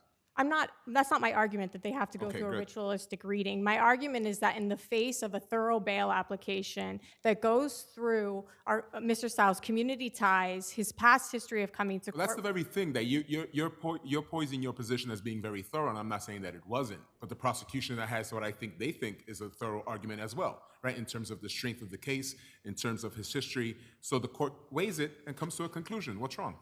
The strength of the case is all based on the prosecution's perception of the evidence in which they presented. Well, was there an attempt here to destroy evidence? The prosecution have brought into some allegations that they have. Well, what happened with the car? I mean, what's your view with respect to what happened to the vehicle here? My review of the facts that the prosecution presented regarding the vehicle all go to the strength of the people's case. But the question before the court was not how strong the prosecution's case was. The question before the court was what was necessary to secure Mr. Stiles' appearance in court. And the most illuminating factor as to whether someone's going to come to court is whether they have come to court in the past. Mr. Stiles was That's one of them, right? Because if you're coming to court in the past on a misdemeanor that you're facing a year in jail and now you're facing 25, kind of different. Well, Mr. Stiles did not come to court on a misdemeanor. He came to court on 2 federal indictments. I'm not using that as, I didn't mean to use the specific facts as to Mr. Stiles. I'm talking about in general, right? So coming back to court doesn't mean that you're going to come back to court this time. It could be. It's one of the many factors that the court considers. Well, past actions are the best way to prove future actions. And in this case, Mr. Stiles had previously faced a prison sentence of 40 years in which he came to court. He came to court every single day of one of his federal indictments. What were those? Those are drug charges? Those were drug charges, Your Honor. What's he charged with here? This is a murder in the second-degree charge. Slightly different. And what about the Rikers phone call where he, asked his girlfriend to place money in the bank so it can appear that it was from her, with respect to the bail review, in addition to the deletion of the text messages, in addition to not really being forthcoming to the insurance company, all in addition.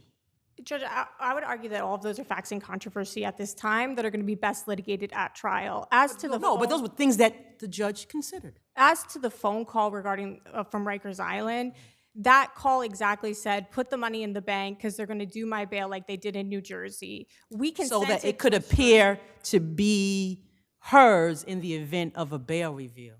We consented in this case to a 72-hour surety. So should the court had any concern regarding the source of the Well, funds? that's exactly what that statement was aimed at, right? At beating the surety. The surety would then, for any sort of surety review, the prosecution would have full reign to examine any of the suretors who are presenting I'm that. not saying that he was going to be successful, but it's an attempt at beating the surety. I would just disagree with the categorization of the phone call with regards, there's a lot of different nuances in which that call could be.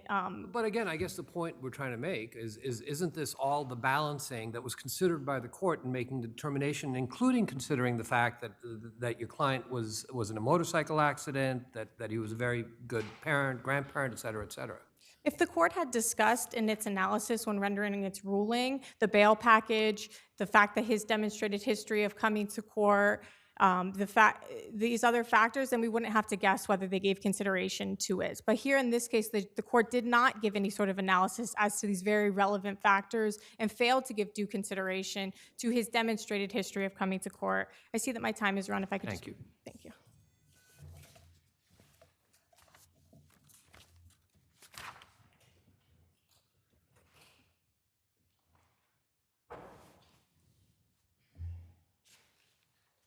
Good afternoon, Sarah Marquez for respondent. I was also the assistant at the bail application and the habeas So proceeding. can you respond to the argument, which is, I think, the strongest argument here, is that the petitioner is someone who will reliably come back to court, and he's demonstrated that based on what happened in prior federal court. Yes, Your Honor. Well, on page 62 and 65 of the record, Justice Ward noted at the October 23rd proceeding that she had read the entire bail package that was provided in advance of that date. And she also indicated that she knew he had been in a motorcycle accident, and she did consider that information. And of course, the standard is abuse of discretion. It is not whether a different decision may have been correct. So the fact that he came back to court, that's one factor in his favor. But what appellant does in his argument here is, while conceding that the bail court must consider every factor, he then says that the court should not consider the factors that aren't to his benefit. So, for example, the charges he's facing, murder in the second degree, which includes a sentence of 15 years to life, the use of a firearm, the serious harm he caused to another individual, here the most serious harm. Those are all factors that supported Justice Ward's decision in remanding Mr. Stiles. And in his moving papers, Mr. Stiles does not want the court to consider those factors. It's not an abuse of discretion for the bail court to consider factors that he doesn't particularly like. And here, the record is also clear that there was an individualized determination. In addition to Justice Ward noting that on two different occasions that she had read the submission, they also discussed that Mr. Stiles was an out-of-state resident, and in fact, he lived in New Jersey. And therefore, she said she couldn't consider electronic monitoring. So she was considering other possible factors, but they weren't going to apply here based on his out-of-state residence, which of course is another reason that her ultimate decision to remand him was appropriate. In People v. Danhauser, which is the case we requested to be added as an additional citation, a different panel of this court found that the bail court did not abuse its discretion in remanding a defendant, specifically noting that the bail court considered, among other factors, the nature and seriousness of the charges, the potential sentence, the petitioner's use of a firearm, and the serious harm caused to an individual. All four of those factors here support Justice Ward's decision. And in addition to those four factors supporting her decision, there is also the destruction of evidence. And I would add, it's not a matter of whether it's just the people's perception of what the evidence shows. The grand jury minutes and the exhibits had been provided to the court, and Justice Ward had reviewed them. In fact, the call that Mr. Stiles made to his insurance company, or in fact, the insurance company called him, where he was evasive, refused to provide his brother's name, that had been reviewed by Justice Ward prior to her determination. So it was clearly also Justice Ward's perception of the evidence, not just ours, that supported the inference that Mr. Stiles had destroyed evidence, which bears directly on whether he would return to court. In terms of the counsel, in terms of the requirement to consider the least restrictive method, that had been repealed at this time, right? Pardon? The requirement that the court consider the least restrictive method. Yes. Had that been repealed by this time? Yes, it had, I believe. If there are no further questions, we'll rely on our brief. Thank you. Thank you.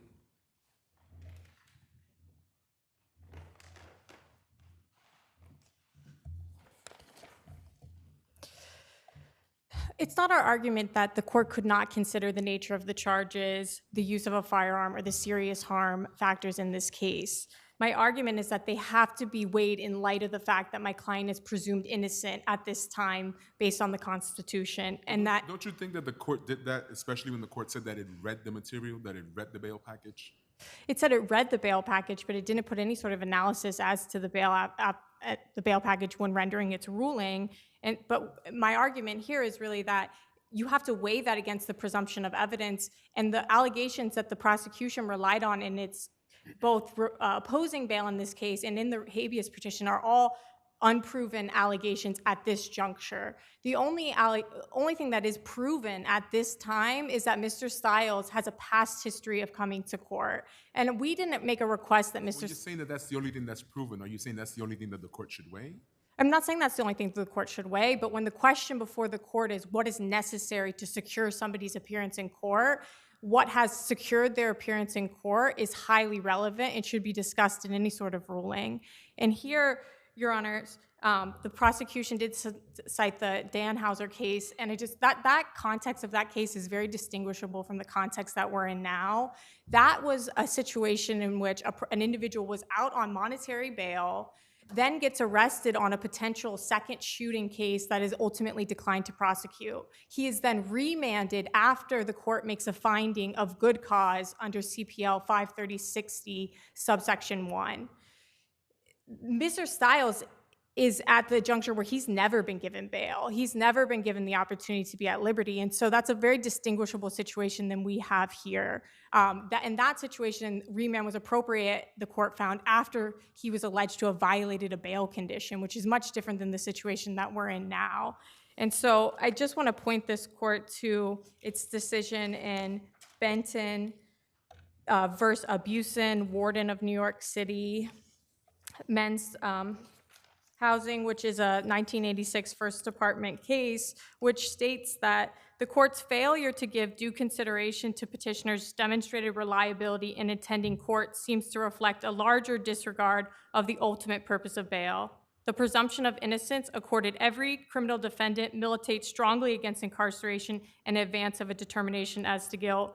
And for this reason, bail may not be set in an amount greater than what is necessary to ensure court attendance, which I feel is the situation that we are in here. And so I ask that you grant this writ of habeas corpus and set any amount of bail that the court feels proper. Thank you. Thank you both.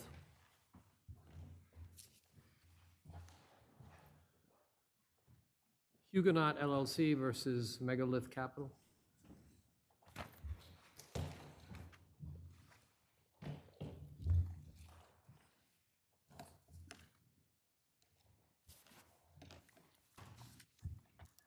Whenever you're ready, counsel. Thank you.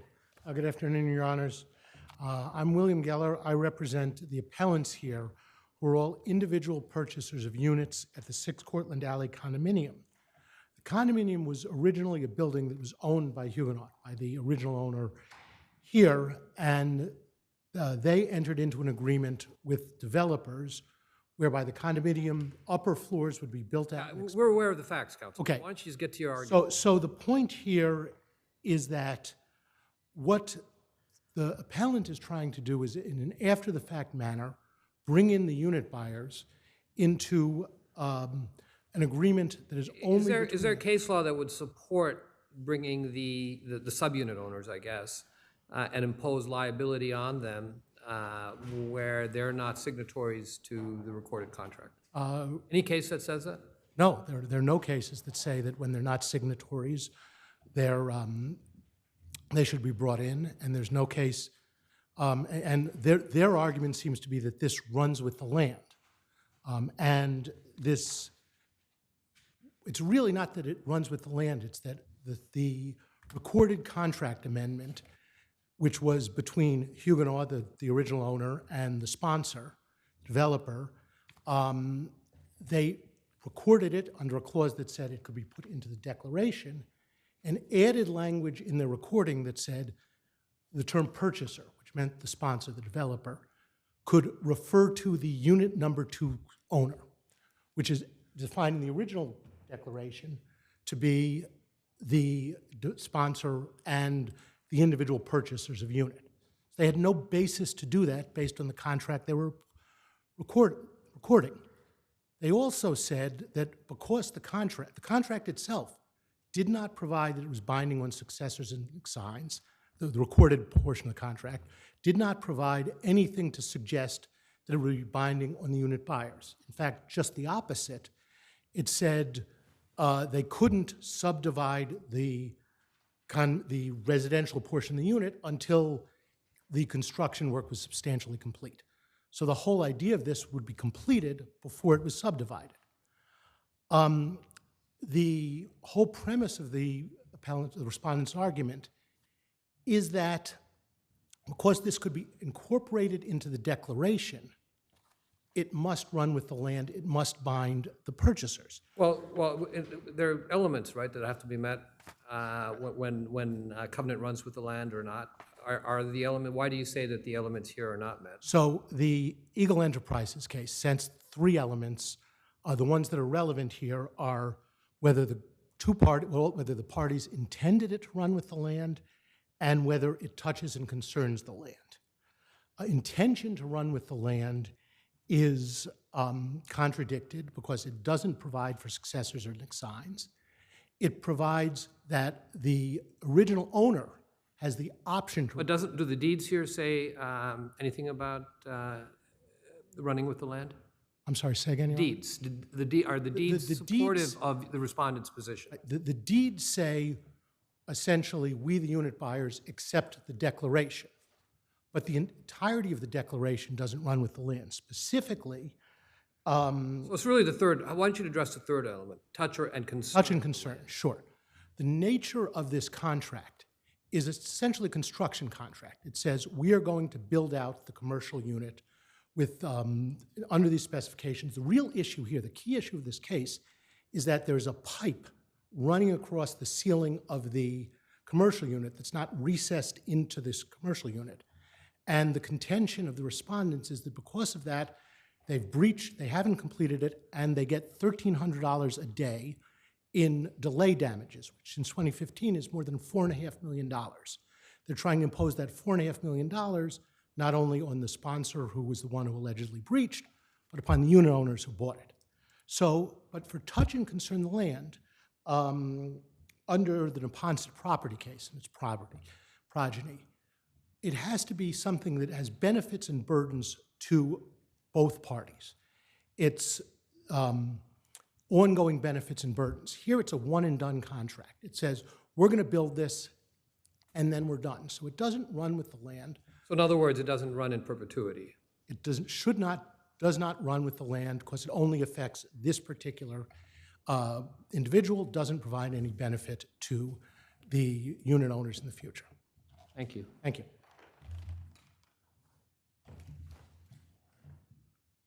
Anytime, counsel. Good afternoon, Your Honors. Deborah Riegel from the law firm of Rosenberg and Estes for the respondent. Counsel entirely mischaracterizes our argument. This is a contract case, admittedly a unique contract case, but it is a contract case. And they concede at page 38 of their brief that if they affirmatively assumed obligations under the contract, they are liable irrespective of whether or not this contract runs with the land.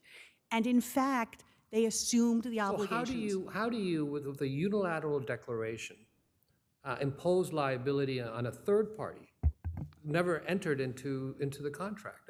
I know you do it, I understand they are incorporated by reference through a series of documents. So, but is there, I asked your adversary, is there a case that supports that position? He says no. It's a fairly unique contract. So I think the one thing we agree on is there's probably not a case. So it's a sui generis case. Okay. So, but let's talk about the facts then. And by the way, this was a motion for summary judgment. So to suggest, as counsel does, that Justice Borak got it wrong when there are some vastly disputed issues of fact here is in and of itself a reason to affirm. But let's run through the facts and the timeline here. There's a declaration that's filed in January of 2013. That declaration includes the contract of sale. And that declaration has a definition of unit number 2 owner that specifically says it includes Would it be fair to characterize that as a unilateral declaration made by your client? a declaration. Was it just yes or no? Well, at the time, yes. Yeah. But a declaration is at base, Your Honor, a disclosure document.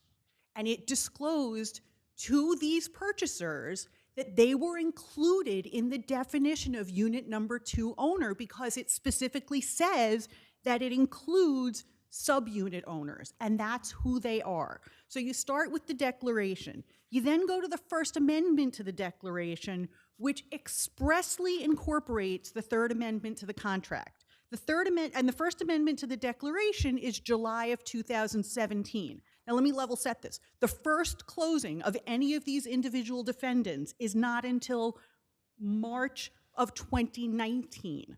So in February of 17, there's a First Amendment to the declaration. That First Amendment to the declaration includes the Third Amendment to the contract and an extensive list of construction obligations that then remained outstanding. So then the developer files the second amended declaration saying everything's done. So we have here the parties just making declarations back and forth. So how do we consider the second declaration versus the first declaration? So I want to refer you to the actual complaint in this action where we alleged that the Second Amendment to the declaration was recorded without our knowledge or our consent. So it's that is a unilateral declaration by the party from whom they purchased, and it's made at a time when they have noticed that there's litigation. This action is commenced in December of 2018. You talked earlier in one of the other appeals about due diligence. In December of 2018, this action is commenced. There's a 16th Amendment to the plan in February of 19, where the litigation is fully disclosed. There's an indemnification that they negotiate with the sponsor. So to stand here today and say, we didn't know that we could possibly have this obligation. I don't think that's what they're saying. Aren't they saying that in essence, there's really no privity between the parties and we can't be held liable for that? Isn't that what the gravamen of the argument is? That is what they're saying after the fact, but Your Honor hit on the crucial piece of this, which is they all signed deeds. Every single one of them signed a deed that said they ratified and accepted the declaration long after they knew about this litigation, and they agreed to comply with all of the terms and conditions. So to grant them the relief they're looking for, you have to entirely rewrite the declaration. This department's case law is replete with authority that a declaration and bylaws are a contract. They purchased pursuant to that declaration. They had a choice. They knew everything they needed to know when they purchased. They didn't have to purchase, but they chose to, knowing the litigation was pending, knowing there was a claim that they had liability, knowing that there was a fiercely disputed issue of fact as to whether the construction was done.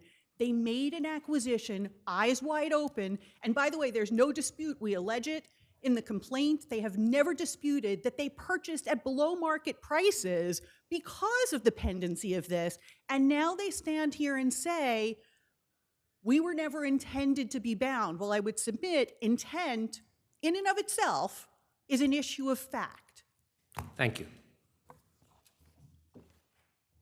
I would like to respond to a number of the points.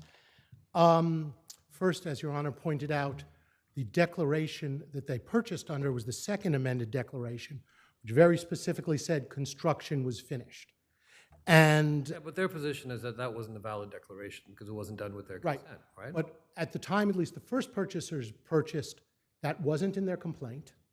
They and they never filed a notice of pendency. They actually got an injunction against further. Oh, but come on, your clients, come on, subunit owners trying to make a business deal. They got a good deal here because there's litigation going on. No, that's actually incorrect, Your Honor. Because in a residential transaction, you don't do a litigation search, you do a notice of pendency search. They may or may not have known about the litigation, but the issue here is what does the contract that's actually recorded say?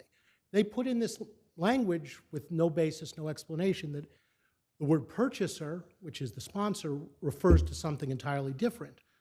But they should be able to rely on the underlying document.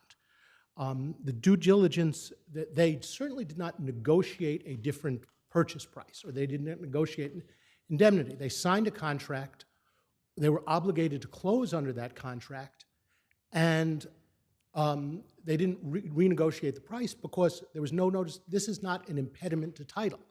They wouldn't have had any basis not to close under the purchase contract merely because there's litigation pending, unless... No, that's not the point. Counsel's point is that your clients walked into this transaction with their eyes open, and now are trying to close their eyes and say, well, we don't want to be part of it. Well, the contract that was, the complaint that was there initially didn't include any objection to the second declaration amendment.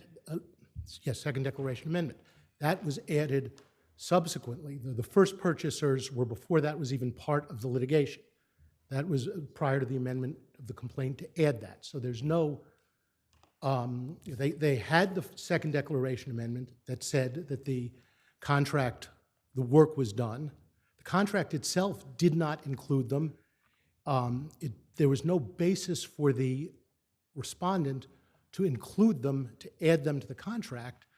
The contract, the initial declaration itself says the only things that the declaration runs with the land to the extent applicable and unless otherwise expressly provided. Thank you, counsel. Thank you. Thank you both.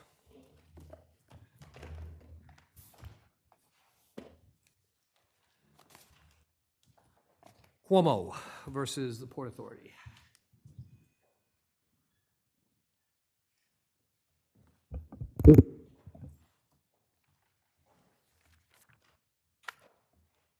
Anytime. Good afternoon, Your Honors. Ryan Sweeney for Defendant Appellants. In this labor law action, this court should reverse the trial court, deny plaintiff's summary judgment motion, and find... Well, let's just sort of start with the basics. Was a prima facie made out in the first instance for summary judgment? I say no, Your Honor, and even if it was, our opposition... Well, why? When you say no, why? Well, I think, Your Honor, that there was an issue of fact based on the accident reports submitted, that what the cause of the accident was, whether it was the staircase, whether it was plaintiff. Were these accident reports made by the plaintiff, or were they made by someone other than the plaintiff? There's three of them, one of them by plaintiff's employer, another one by one of the contractors, and another one by another contractor. But it wasn't the plaintiff that actually described the way that the accident happened. He gave in terms of writing it out in the accident report. Plaintiff didn't write it out, but the Port Authority police officer and the person filling out the report wrote down what plaintiff said to them. Additionally, one plaintiff's safety... Does it matter that plaintiff does it matter that in any of those reports it is not mentioned that the ladder was not anchored and that it moved when stepped on? Well, in this case, we have a temporary staircase, so it's several feet and it's on a flat, level concrete surface up against a wall. So I think the issue here is plaintiff proceeded down it improperly, and the witnesses who investigated that staircase after the accident, Mr. Scotty, who is the safety director for his employer, found it to be rigid and braced and secure, and that he was able to go up and down it without any issue, without it being shaking. Didn't the site safety inspectors, Kohler and Knott, concede that the staircase, I guess, was unsecured? Well, I think that comes down to what some of these people mean by secure. It's not, tied down, but it's secure in the sense that it is like this podium. It is on this flat surface and is also up against the wall, and that when you're going on it, it is stable, but it's not tied down or nailed down. When you step on one of the sides of this staircase, step ladder, whatever you want to call it, it can move, it can wobble, it can tilt.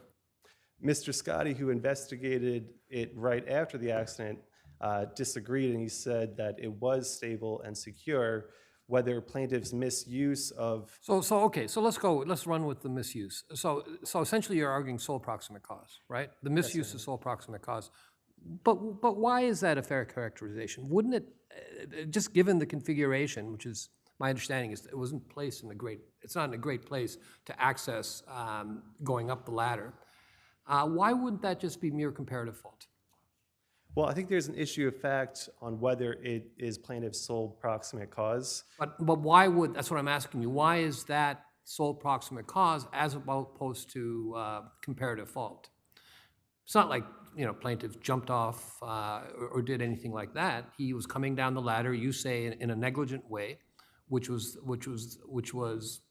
a cause of the fall. Sounds like it's comparative negligence. I think under Blake and a couple of other cases, I think it's left to the jury, and O'Brien's left to the jury to have the option to say that this was plaintiff's sole proximate cause based on the way he used this device. So we have no function here to make that determination as to whether or not in the first instance we believe it's negligence versus sole proximate cause? I think that should be left for the jury in this situation. Okay. Anything else? I think, again, Your Honor, it just comes down to Mr. Scotty, who investigated the staircase, found it stable and secure, and that based on that... Wasn't there contrary evidence that the plaintiff's employer's sub-foreman had requested that the staircase be moved because it was not stable and safe? There was an allegation by one of them that Mr. Scotty made that request, but Mr. Scotty does not say that in his affidavit. Mr. Scotty in his affidavit actually says that he found it to be stable. I was actually referring to the affidavit of Joseph. I can't remember his name. Yes, he says that he believed that Mr. Scotty asked it to be done. That affidavit, Joseph didn't himself ask for it to be done. He says Mr. Scotty asked it to be done, and Mr. Scotty provided Thank you, an affidavit counsel. here. Thank you. You clarified that. Thank you.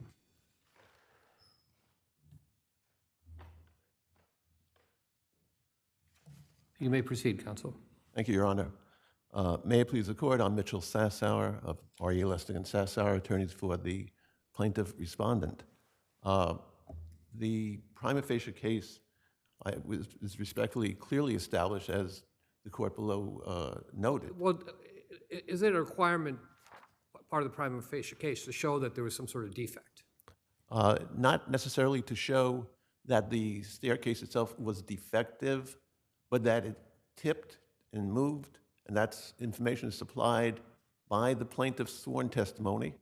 There's an eyewitness to the happening of the accident. Well, they kind of dispute that as well. They say he couldn't see, maybe he heard, but he couldn't really see. Well, what you have is Mr. Scotty, who is taking upon himself to be the judge and jury, and who is saying that in his estimation, the eyewitness wouldn't have seen. And he's saying because when I went 50 feet away, I didn't see it. But first off, the witness said he was approximately 50 feet, which certainly gives him room to be closer and to have seen.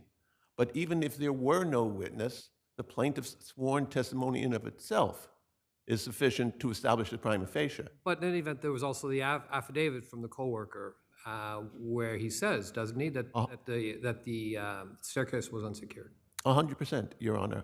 And also, there is a testimony from a Mr. Icaviello, who was a resident engineer for Port Authority, and he noted that when you were going to go on that stairway, you had to crouch, and that if you stepped on the stairway on the three-stepper on one side, it's liable to move.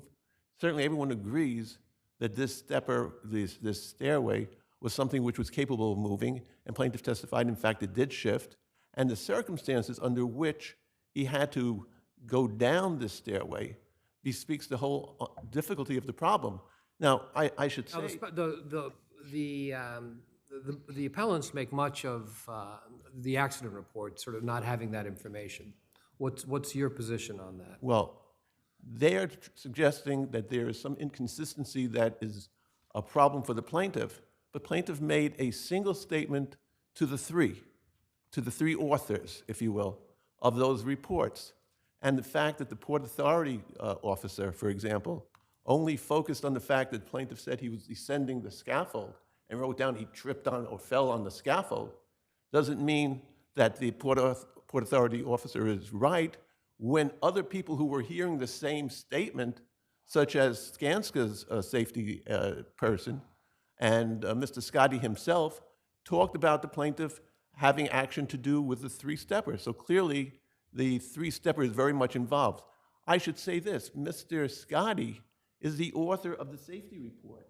And Mr. Scotty, in the safety report, had acknowledged, and I'm referring now to the supervisor's accident investigation record at 759 of the record, he is referring to this as restricted access. He's referring to this as an unsafe condition. And Skanska, likewise, in their report, noted that this was an improper access. And this is referred to as being a hazard and an unsafe condition by the same people who are the authors of the report. And Counsel, if I may, did the defendants present any conflicting evidence to raise an issue of fact that the staircase was unsecured? None, Your Honor. And with all respect, what happened is that the next day, in response to these safety people referring to this as being an unsafe condition, they remedied it because it was recognized this whole setup was an improper setup, and plaintiff was required to squat down, and in squatting down and trying to then descend on that three-step stairway, it shifted, it moved, and he fell. And there's no question. Is there an argument, or is there an issue of fact as to sole proximate cause based on how he came down the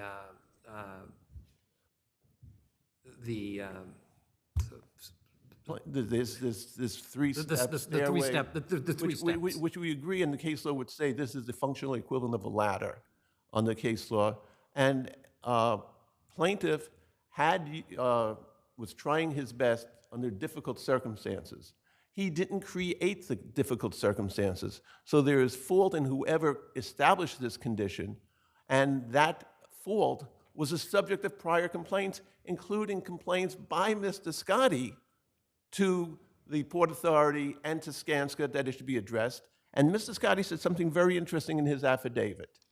Because when we're talking about whether the plaintiff told them about the fact that the stairway shifted, and Mr. Scotty wrote down in his affidavit, which apparently was prepared by defense counsel based upon what it appears to be here, he said, thus the three-step staircase was determined by him to be secure, and so he did not write down in my report that it shifted because I don't believe it was a factor. So he's not saying that the plaintiff didn't say it shifted. Mr. Scotty is saying, and this is an affidavit that was prepared after the motion for summary judgment was already made, I don't think there's a factor, so I ignored the fact that the plaintiff said it shifted, and the fact that it shifted is something which a plaintiff has testified consistently at his deposition. Thank you, counsel. And told Mr. Modulewski about it as well. Thank you, Your Honor.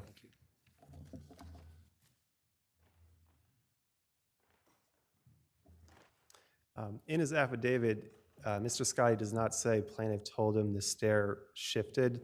That's disputed. What he said in his affidavit was that he investigated the scene and found that it was stable and secure. I think everyone from... And did he comment on what Skanska's site safety inspector said? Configuration of the accident, location is not safe, didn't provide for a stable or safe means access to the platform? Scotty, his affidavit did not refer to that. And did not say the platform was sideways? The stairs were sideways up against the wall. Well, was that a proper configuration, a safe way of keeping them? I think in that situation it was. There's disputed testimony on whether that was the case, but the fact is that it was, he said that it was stable and secure on the ground, and that that type of stepper did not require additional safety measures. So in light of the statement that the whole location was not safe, just in the means of accessing the platform, how do you make the argument that plaintiff could be found by a jury to be the sole proximate cause for the accident? Well, I think that another thing that he said, my adversary said, was that this whole area was reconfigured right after that. I think that's a post-remedial measure. I agree. But I think that there's, I don't think that the whole situation was a hazard in the sense that it was a labor law violation. I think that still is an issue of fact on whether we provided a proper and adequate safety device here.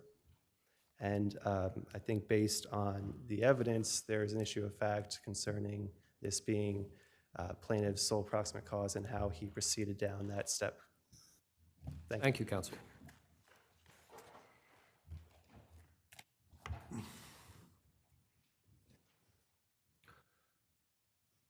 Last but not least, People versus Egabara. Good afternoon, Your Honors. May it please the court. Wait, Counsel, give me. Pardon? Let me at least set the time. Yeah. Oh, I'm sorry. I'm eager to get going. We're not a court of record. We're a court of time. Okay. Okay. Good afternoon. May it please the court. I'm Jonathan Garlick for Appellant Christopher Egabara. On the merits, Your Honors, I think we have three pretty bad evidentiary errors here in this case. And together, certainly denied my client a fair trial. First one I would talk about would be the identification from the video. The Court of Appeals, as the court knows, recently ruled in Mosley, essentially clarifying the circumstances under which such evidence should come in, and they adopted a totality of the circumstances test. Under that test, the identification should not have come in this case. Well, how do we know that? Do we have a video here to look at to make our own independent assessment of that? How can we accept what you're saying? Well, I mean, the videos should have been available for the court's review. I don't know if that was not the case. That can happen subsequently to this argument also. I mean, I thought that the court had access to it. It is part of the record. And certainly we'd be more than happy to make it available to the court on request. For now, though, I would just note the prosecution themselves characterized this video at trial as being that it was too blurry, that no one would be able to look at this video and tell who was in it except for the defendant's sister. But he offered no reason why defendant's sister had this magical ability to identify the defendant. What is your position with regards to the video? Because the condition of the video itself, right, what it shows or doesn't show, I think is dispositive of what happens here, because I don't think there's any doubt that the stepsister is familiar with the defendant, right? So to the extent that that's considered the prong under the totality of the circumstances, that ship has sailed. So really what we have here is, did the jury need this assistance? Did the jury need this testimony? And in order for us to determine that, what I think we have to know is, number one, was the video so clear that anyone could say who it is? That's not what we have here, right? But at the other end of the spectrum, what we have then is the video so bad that no one could identify. Right. And then we have everything else in the middle. In the middle. Where are we here? We're at the point where nobody could have identified it. We're in the same position as was in the case in Mosley. And actually, the Court of Appeals. So blurry, nondescript, indecipherable. That's what you're saying it is. I mean, that's the language used by the Court of Appeals. That's the language used in the Court of Appeals. It's the language essentially used by the prosecutor in this case to describe the video. So the prosecutor says. What I remember from what I read, and maybe I didn't read the part that you're referring to, the prosecutor said that the video is grainy, and I believe they said the term of limited value. And that's where it turns on. What does that mean? Yeah, the prosecutor said it's a limited value. The prosecutor specifically said, made the argument to the jury, nobody else would be able to identify this person, but his sister can because of her familiarity with him. The problem there, and the The Court of Appeals does actually deal with this, an interesting footnote in Mosley, because Footnote apparently 7. there's a bit of a sweet spot. You know, if the video is so bad that nobody could make an identification from it, then there should be an identification. If the video is so clear that the jury can make its own identification. And that's what I was saying. So And it has to this- be somewhere in the middle for It the has to be evidence somewhere in the middle, and there's no showing that that's the case here. To the contrary, every characterization the DA makes of this video, he refers to it as being essentially a bad video. Now he says the sister can be able to do the identification, but it's not enough that she's familiar with him. Obviously, she's Now, familiar. would you agree that a video could be of poor quality, but yet someone could make an identification? Yes, and on circumstances that are not present here. For example, if my client's sister had said, my brother has a distinctive limp. Well, that's different. Now you're talking about special characteristics or like a gait. Well, the reason I raised that, Judge, is if the video is, quality of the video is so poor, you cannot make out somebody's face, there could still be a circumstance. You need something arguably, else. Not present here, where somebody would still be able to make the identification because of some familiarity, some characteristic of the defendant. What about the jacket? Is the jacket that The jacket's very interesting, Judge. Now, in terms of the jacket, the defendant's sister testifies that she saw him in the jacket once, and it was after this incident occurred. So, first of all, the fact that she's seen him in a jacket once is not enough for him to be able to say, "Oh, that's my brother." Because the other you thing saw is, him in other the people could jacket be- when he visited her at Rikers? Right. That was before this incident, wasn't it? No. That he had the jacket. And then she got the jacket, and she's the one that turned it over to the prosecution. Okay. In terms of the sequence of events, She's familiar with the jacket, and she's familiar, and she knows that the jacket belongs to him, or that he's used it. Okay, first of all, Judge, respectfully, there's a lot of confusion and ambiguity about how this jacket is acquired.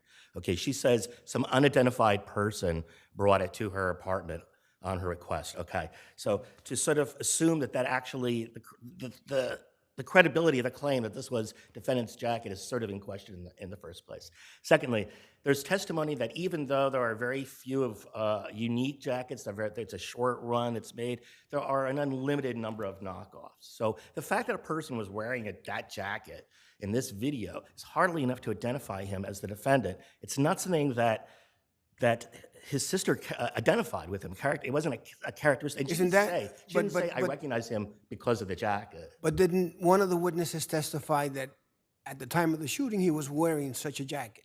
Yes. Yes, that is the case. So, I mean, I think... now you have the video showing him with the jacket, and then a person with a jacket similar to the one that a witness says she saw the defendant wear at the time of the shooting. If I could just respond. I mean, the jacket could have been part of the jury's consideration in terms of identifying the person in the video, but it did not qualify his sister to make an identification. Okay, thank you.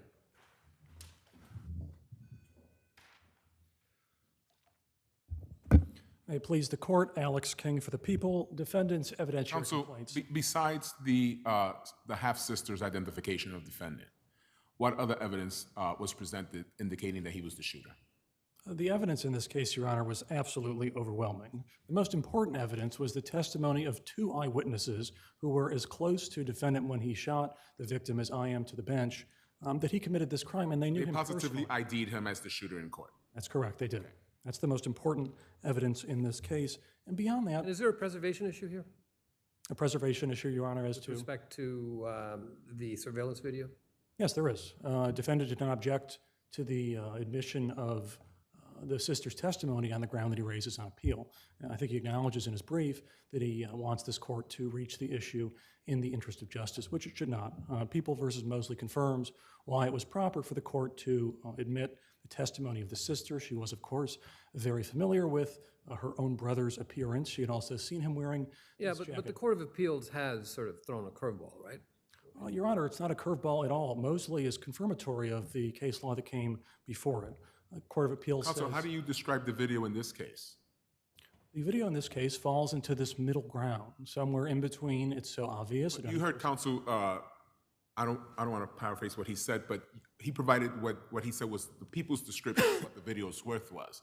If you credit what he's saying, you're saying it's worthless. No. This video was in this middle ground that was identified by Mosley. It was not crystal clear where any person viewing it would be able to say that is the defendant. Neither was it such poor quality that no person could recognize. That's why the sister was the appropriate person to aid the jury in making this identification. Identification aside, we have also defendant's objection to the emails, but of course they were properly admitted pursuant to the Molyneux exception for identity. This court has repeatedly held that it is proper to admit evidence that defendant had access to a gun or ammunition that may have been used in the charged crime. Even if that access was after the incident? Yes, and we cite in our brief several cases in which there's access after the incident and before the incident as well. The last issue here is the kidnapping threat, which was not confusing in the least. And if defendant thought that it was, or his counsel thought that it was at trial, he had every opportunity to object on cross-examination. There was no error, but even assuming that there was, it was harmless. We already discussed why the evidence in this case was absolutely overwhelming.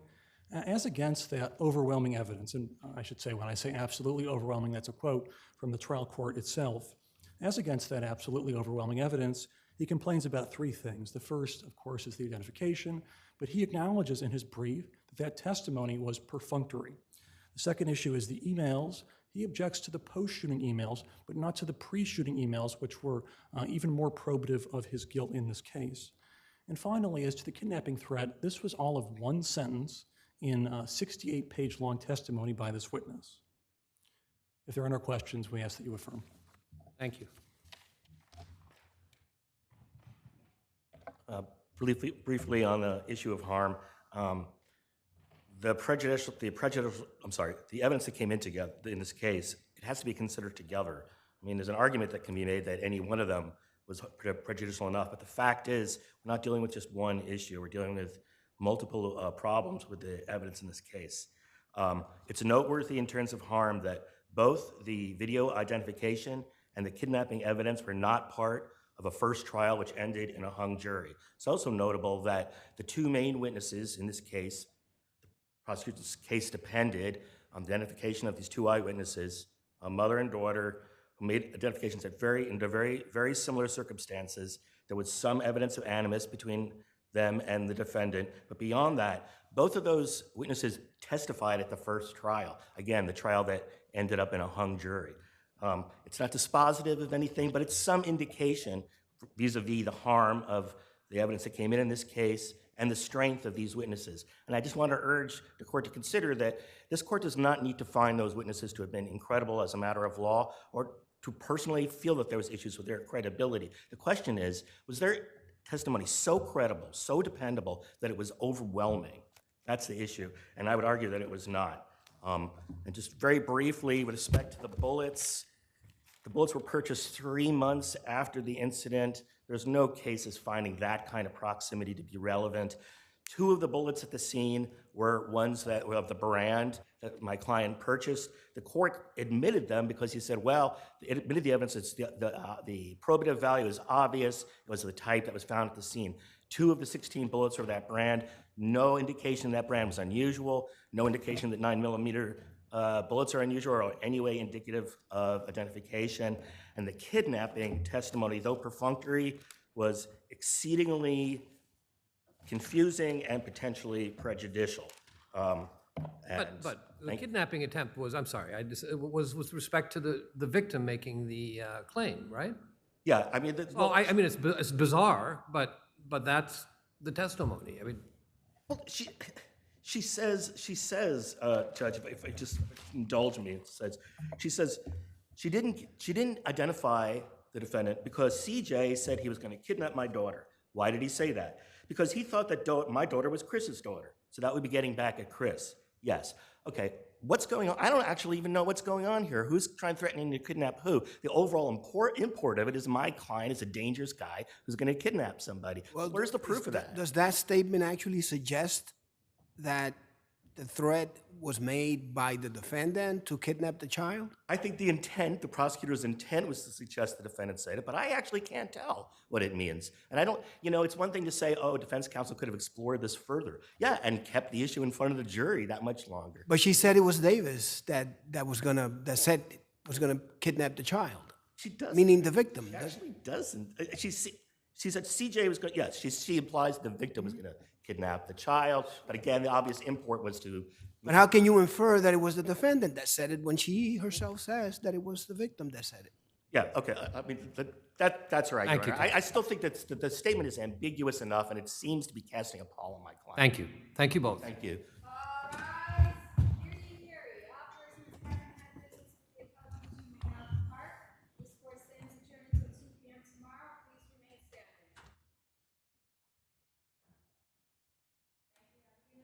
you. Had good luck to go last, huh? Yes. These were in here for 4 hours. I added up.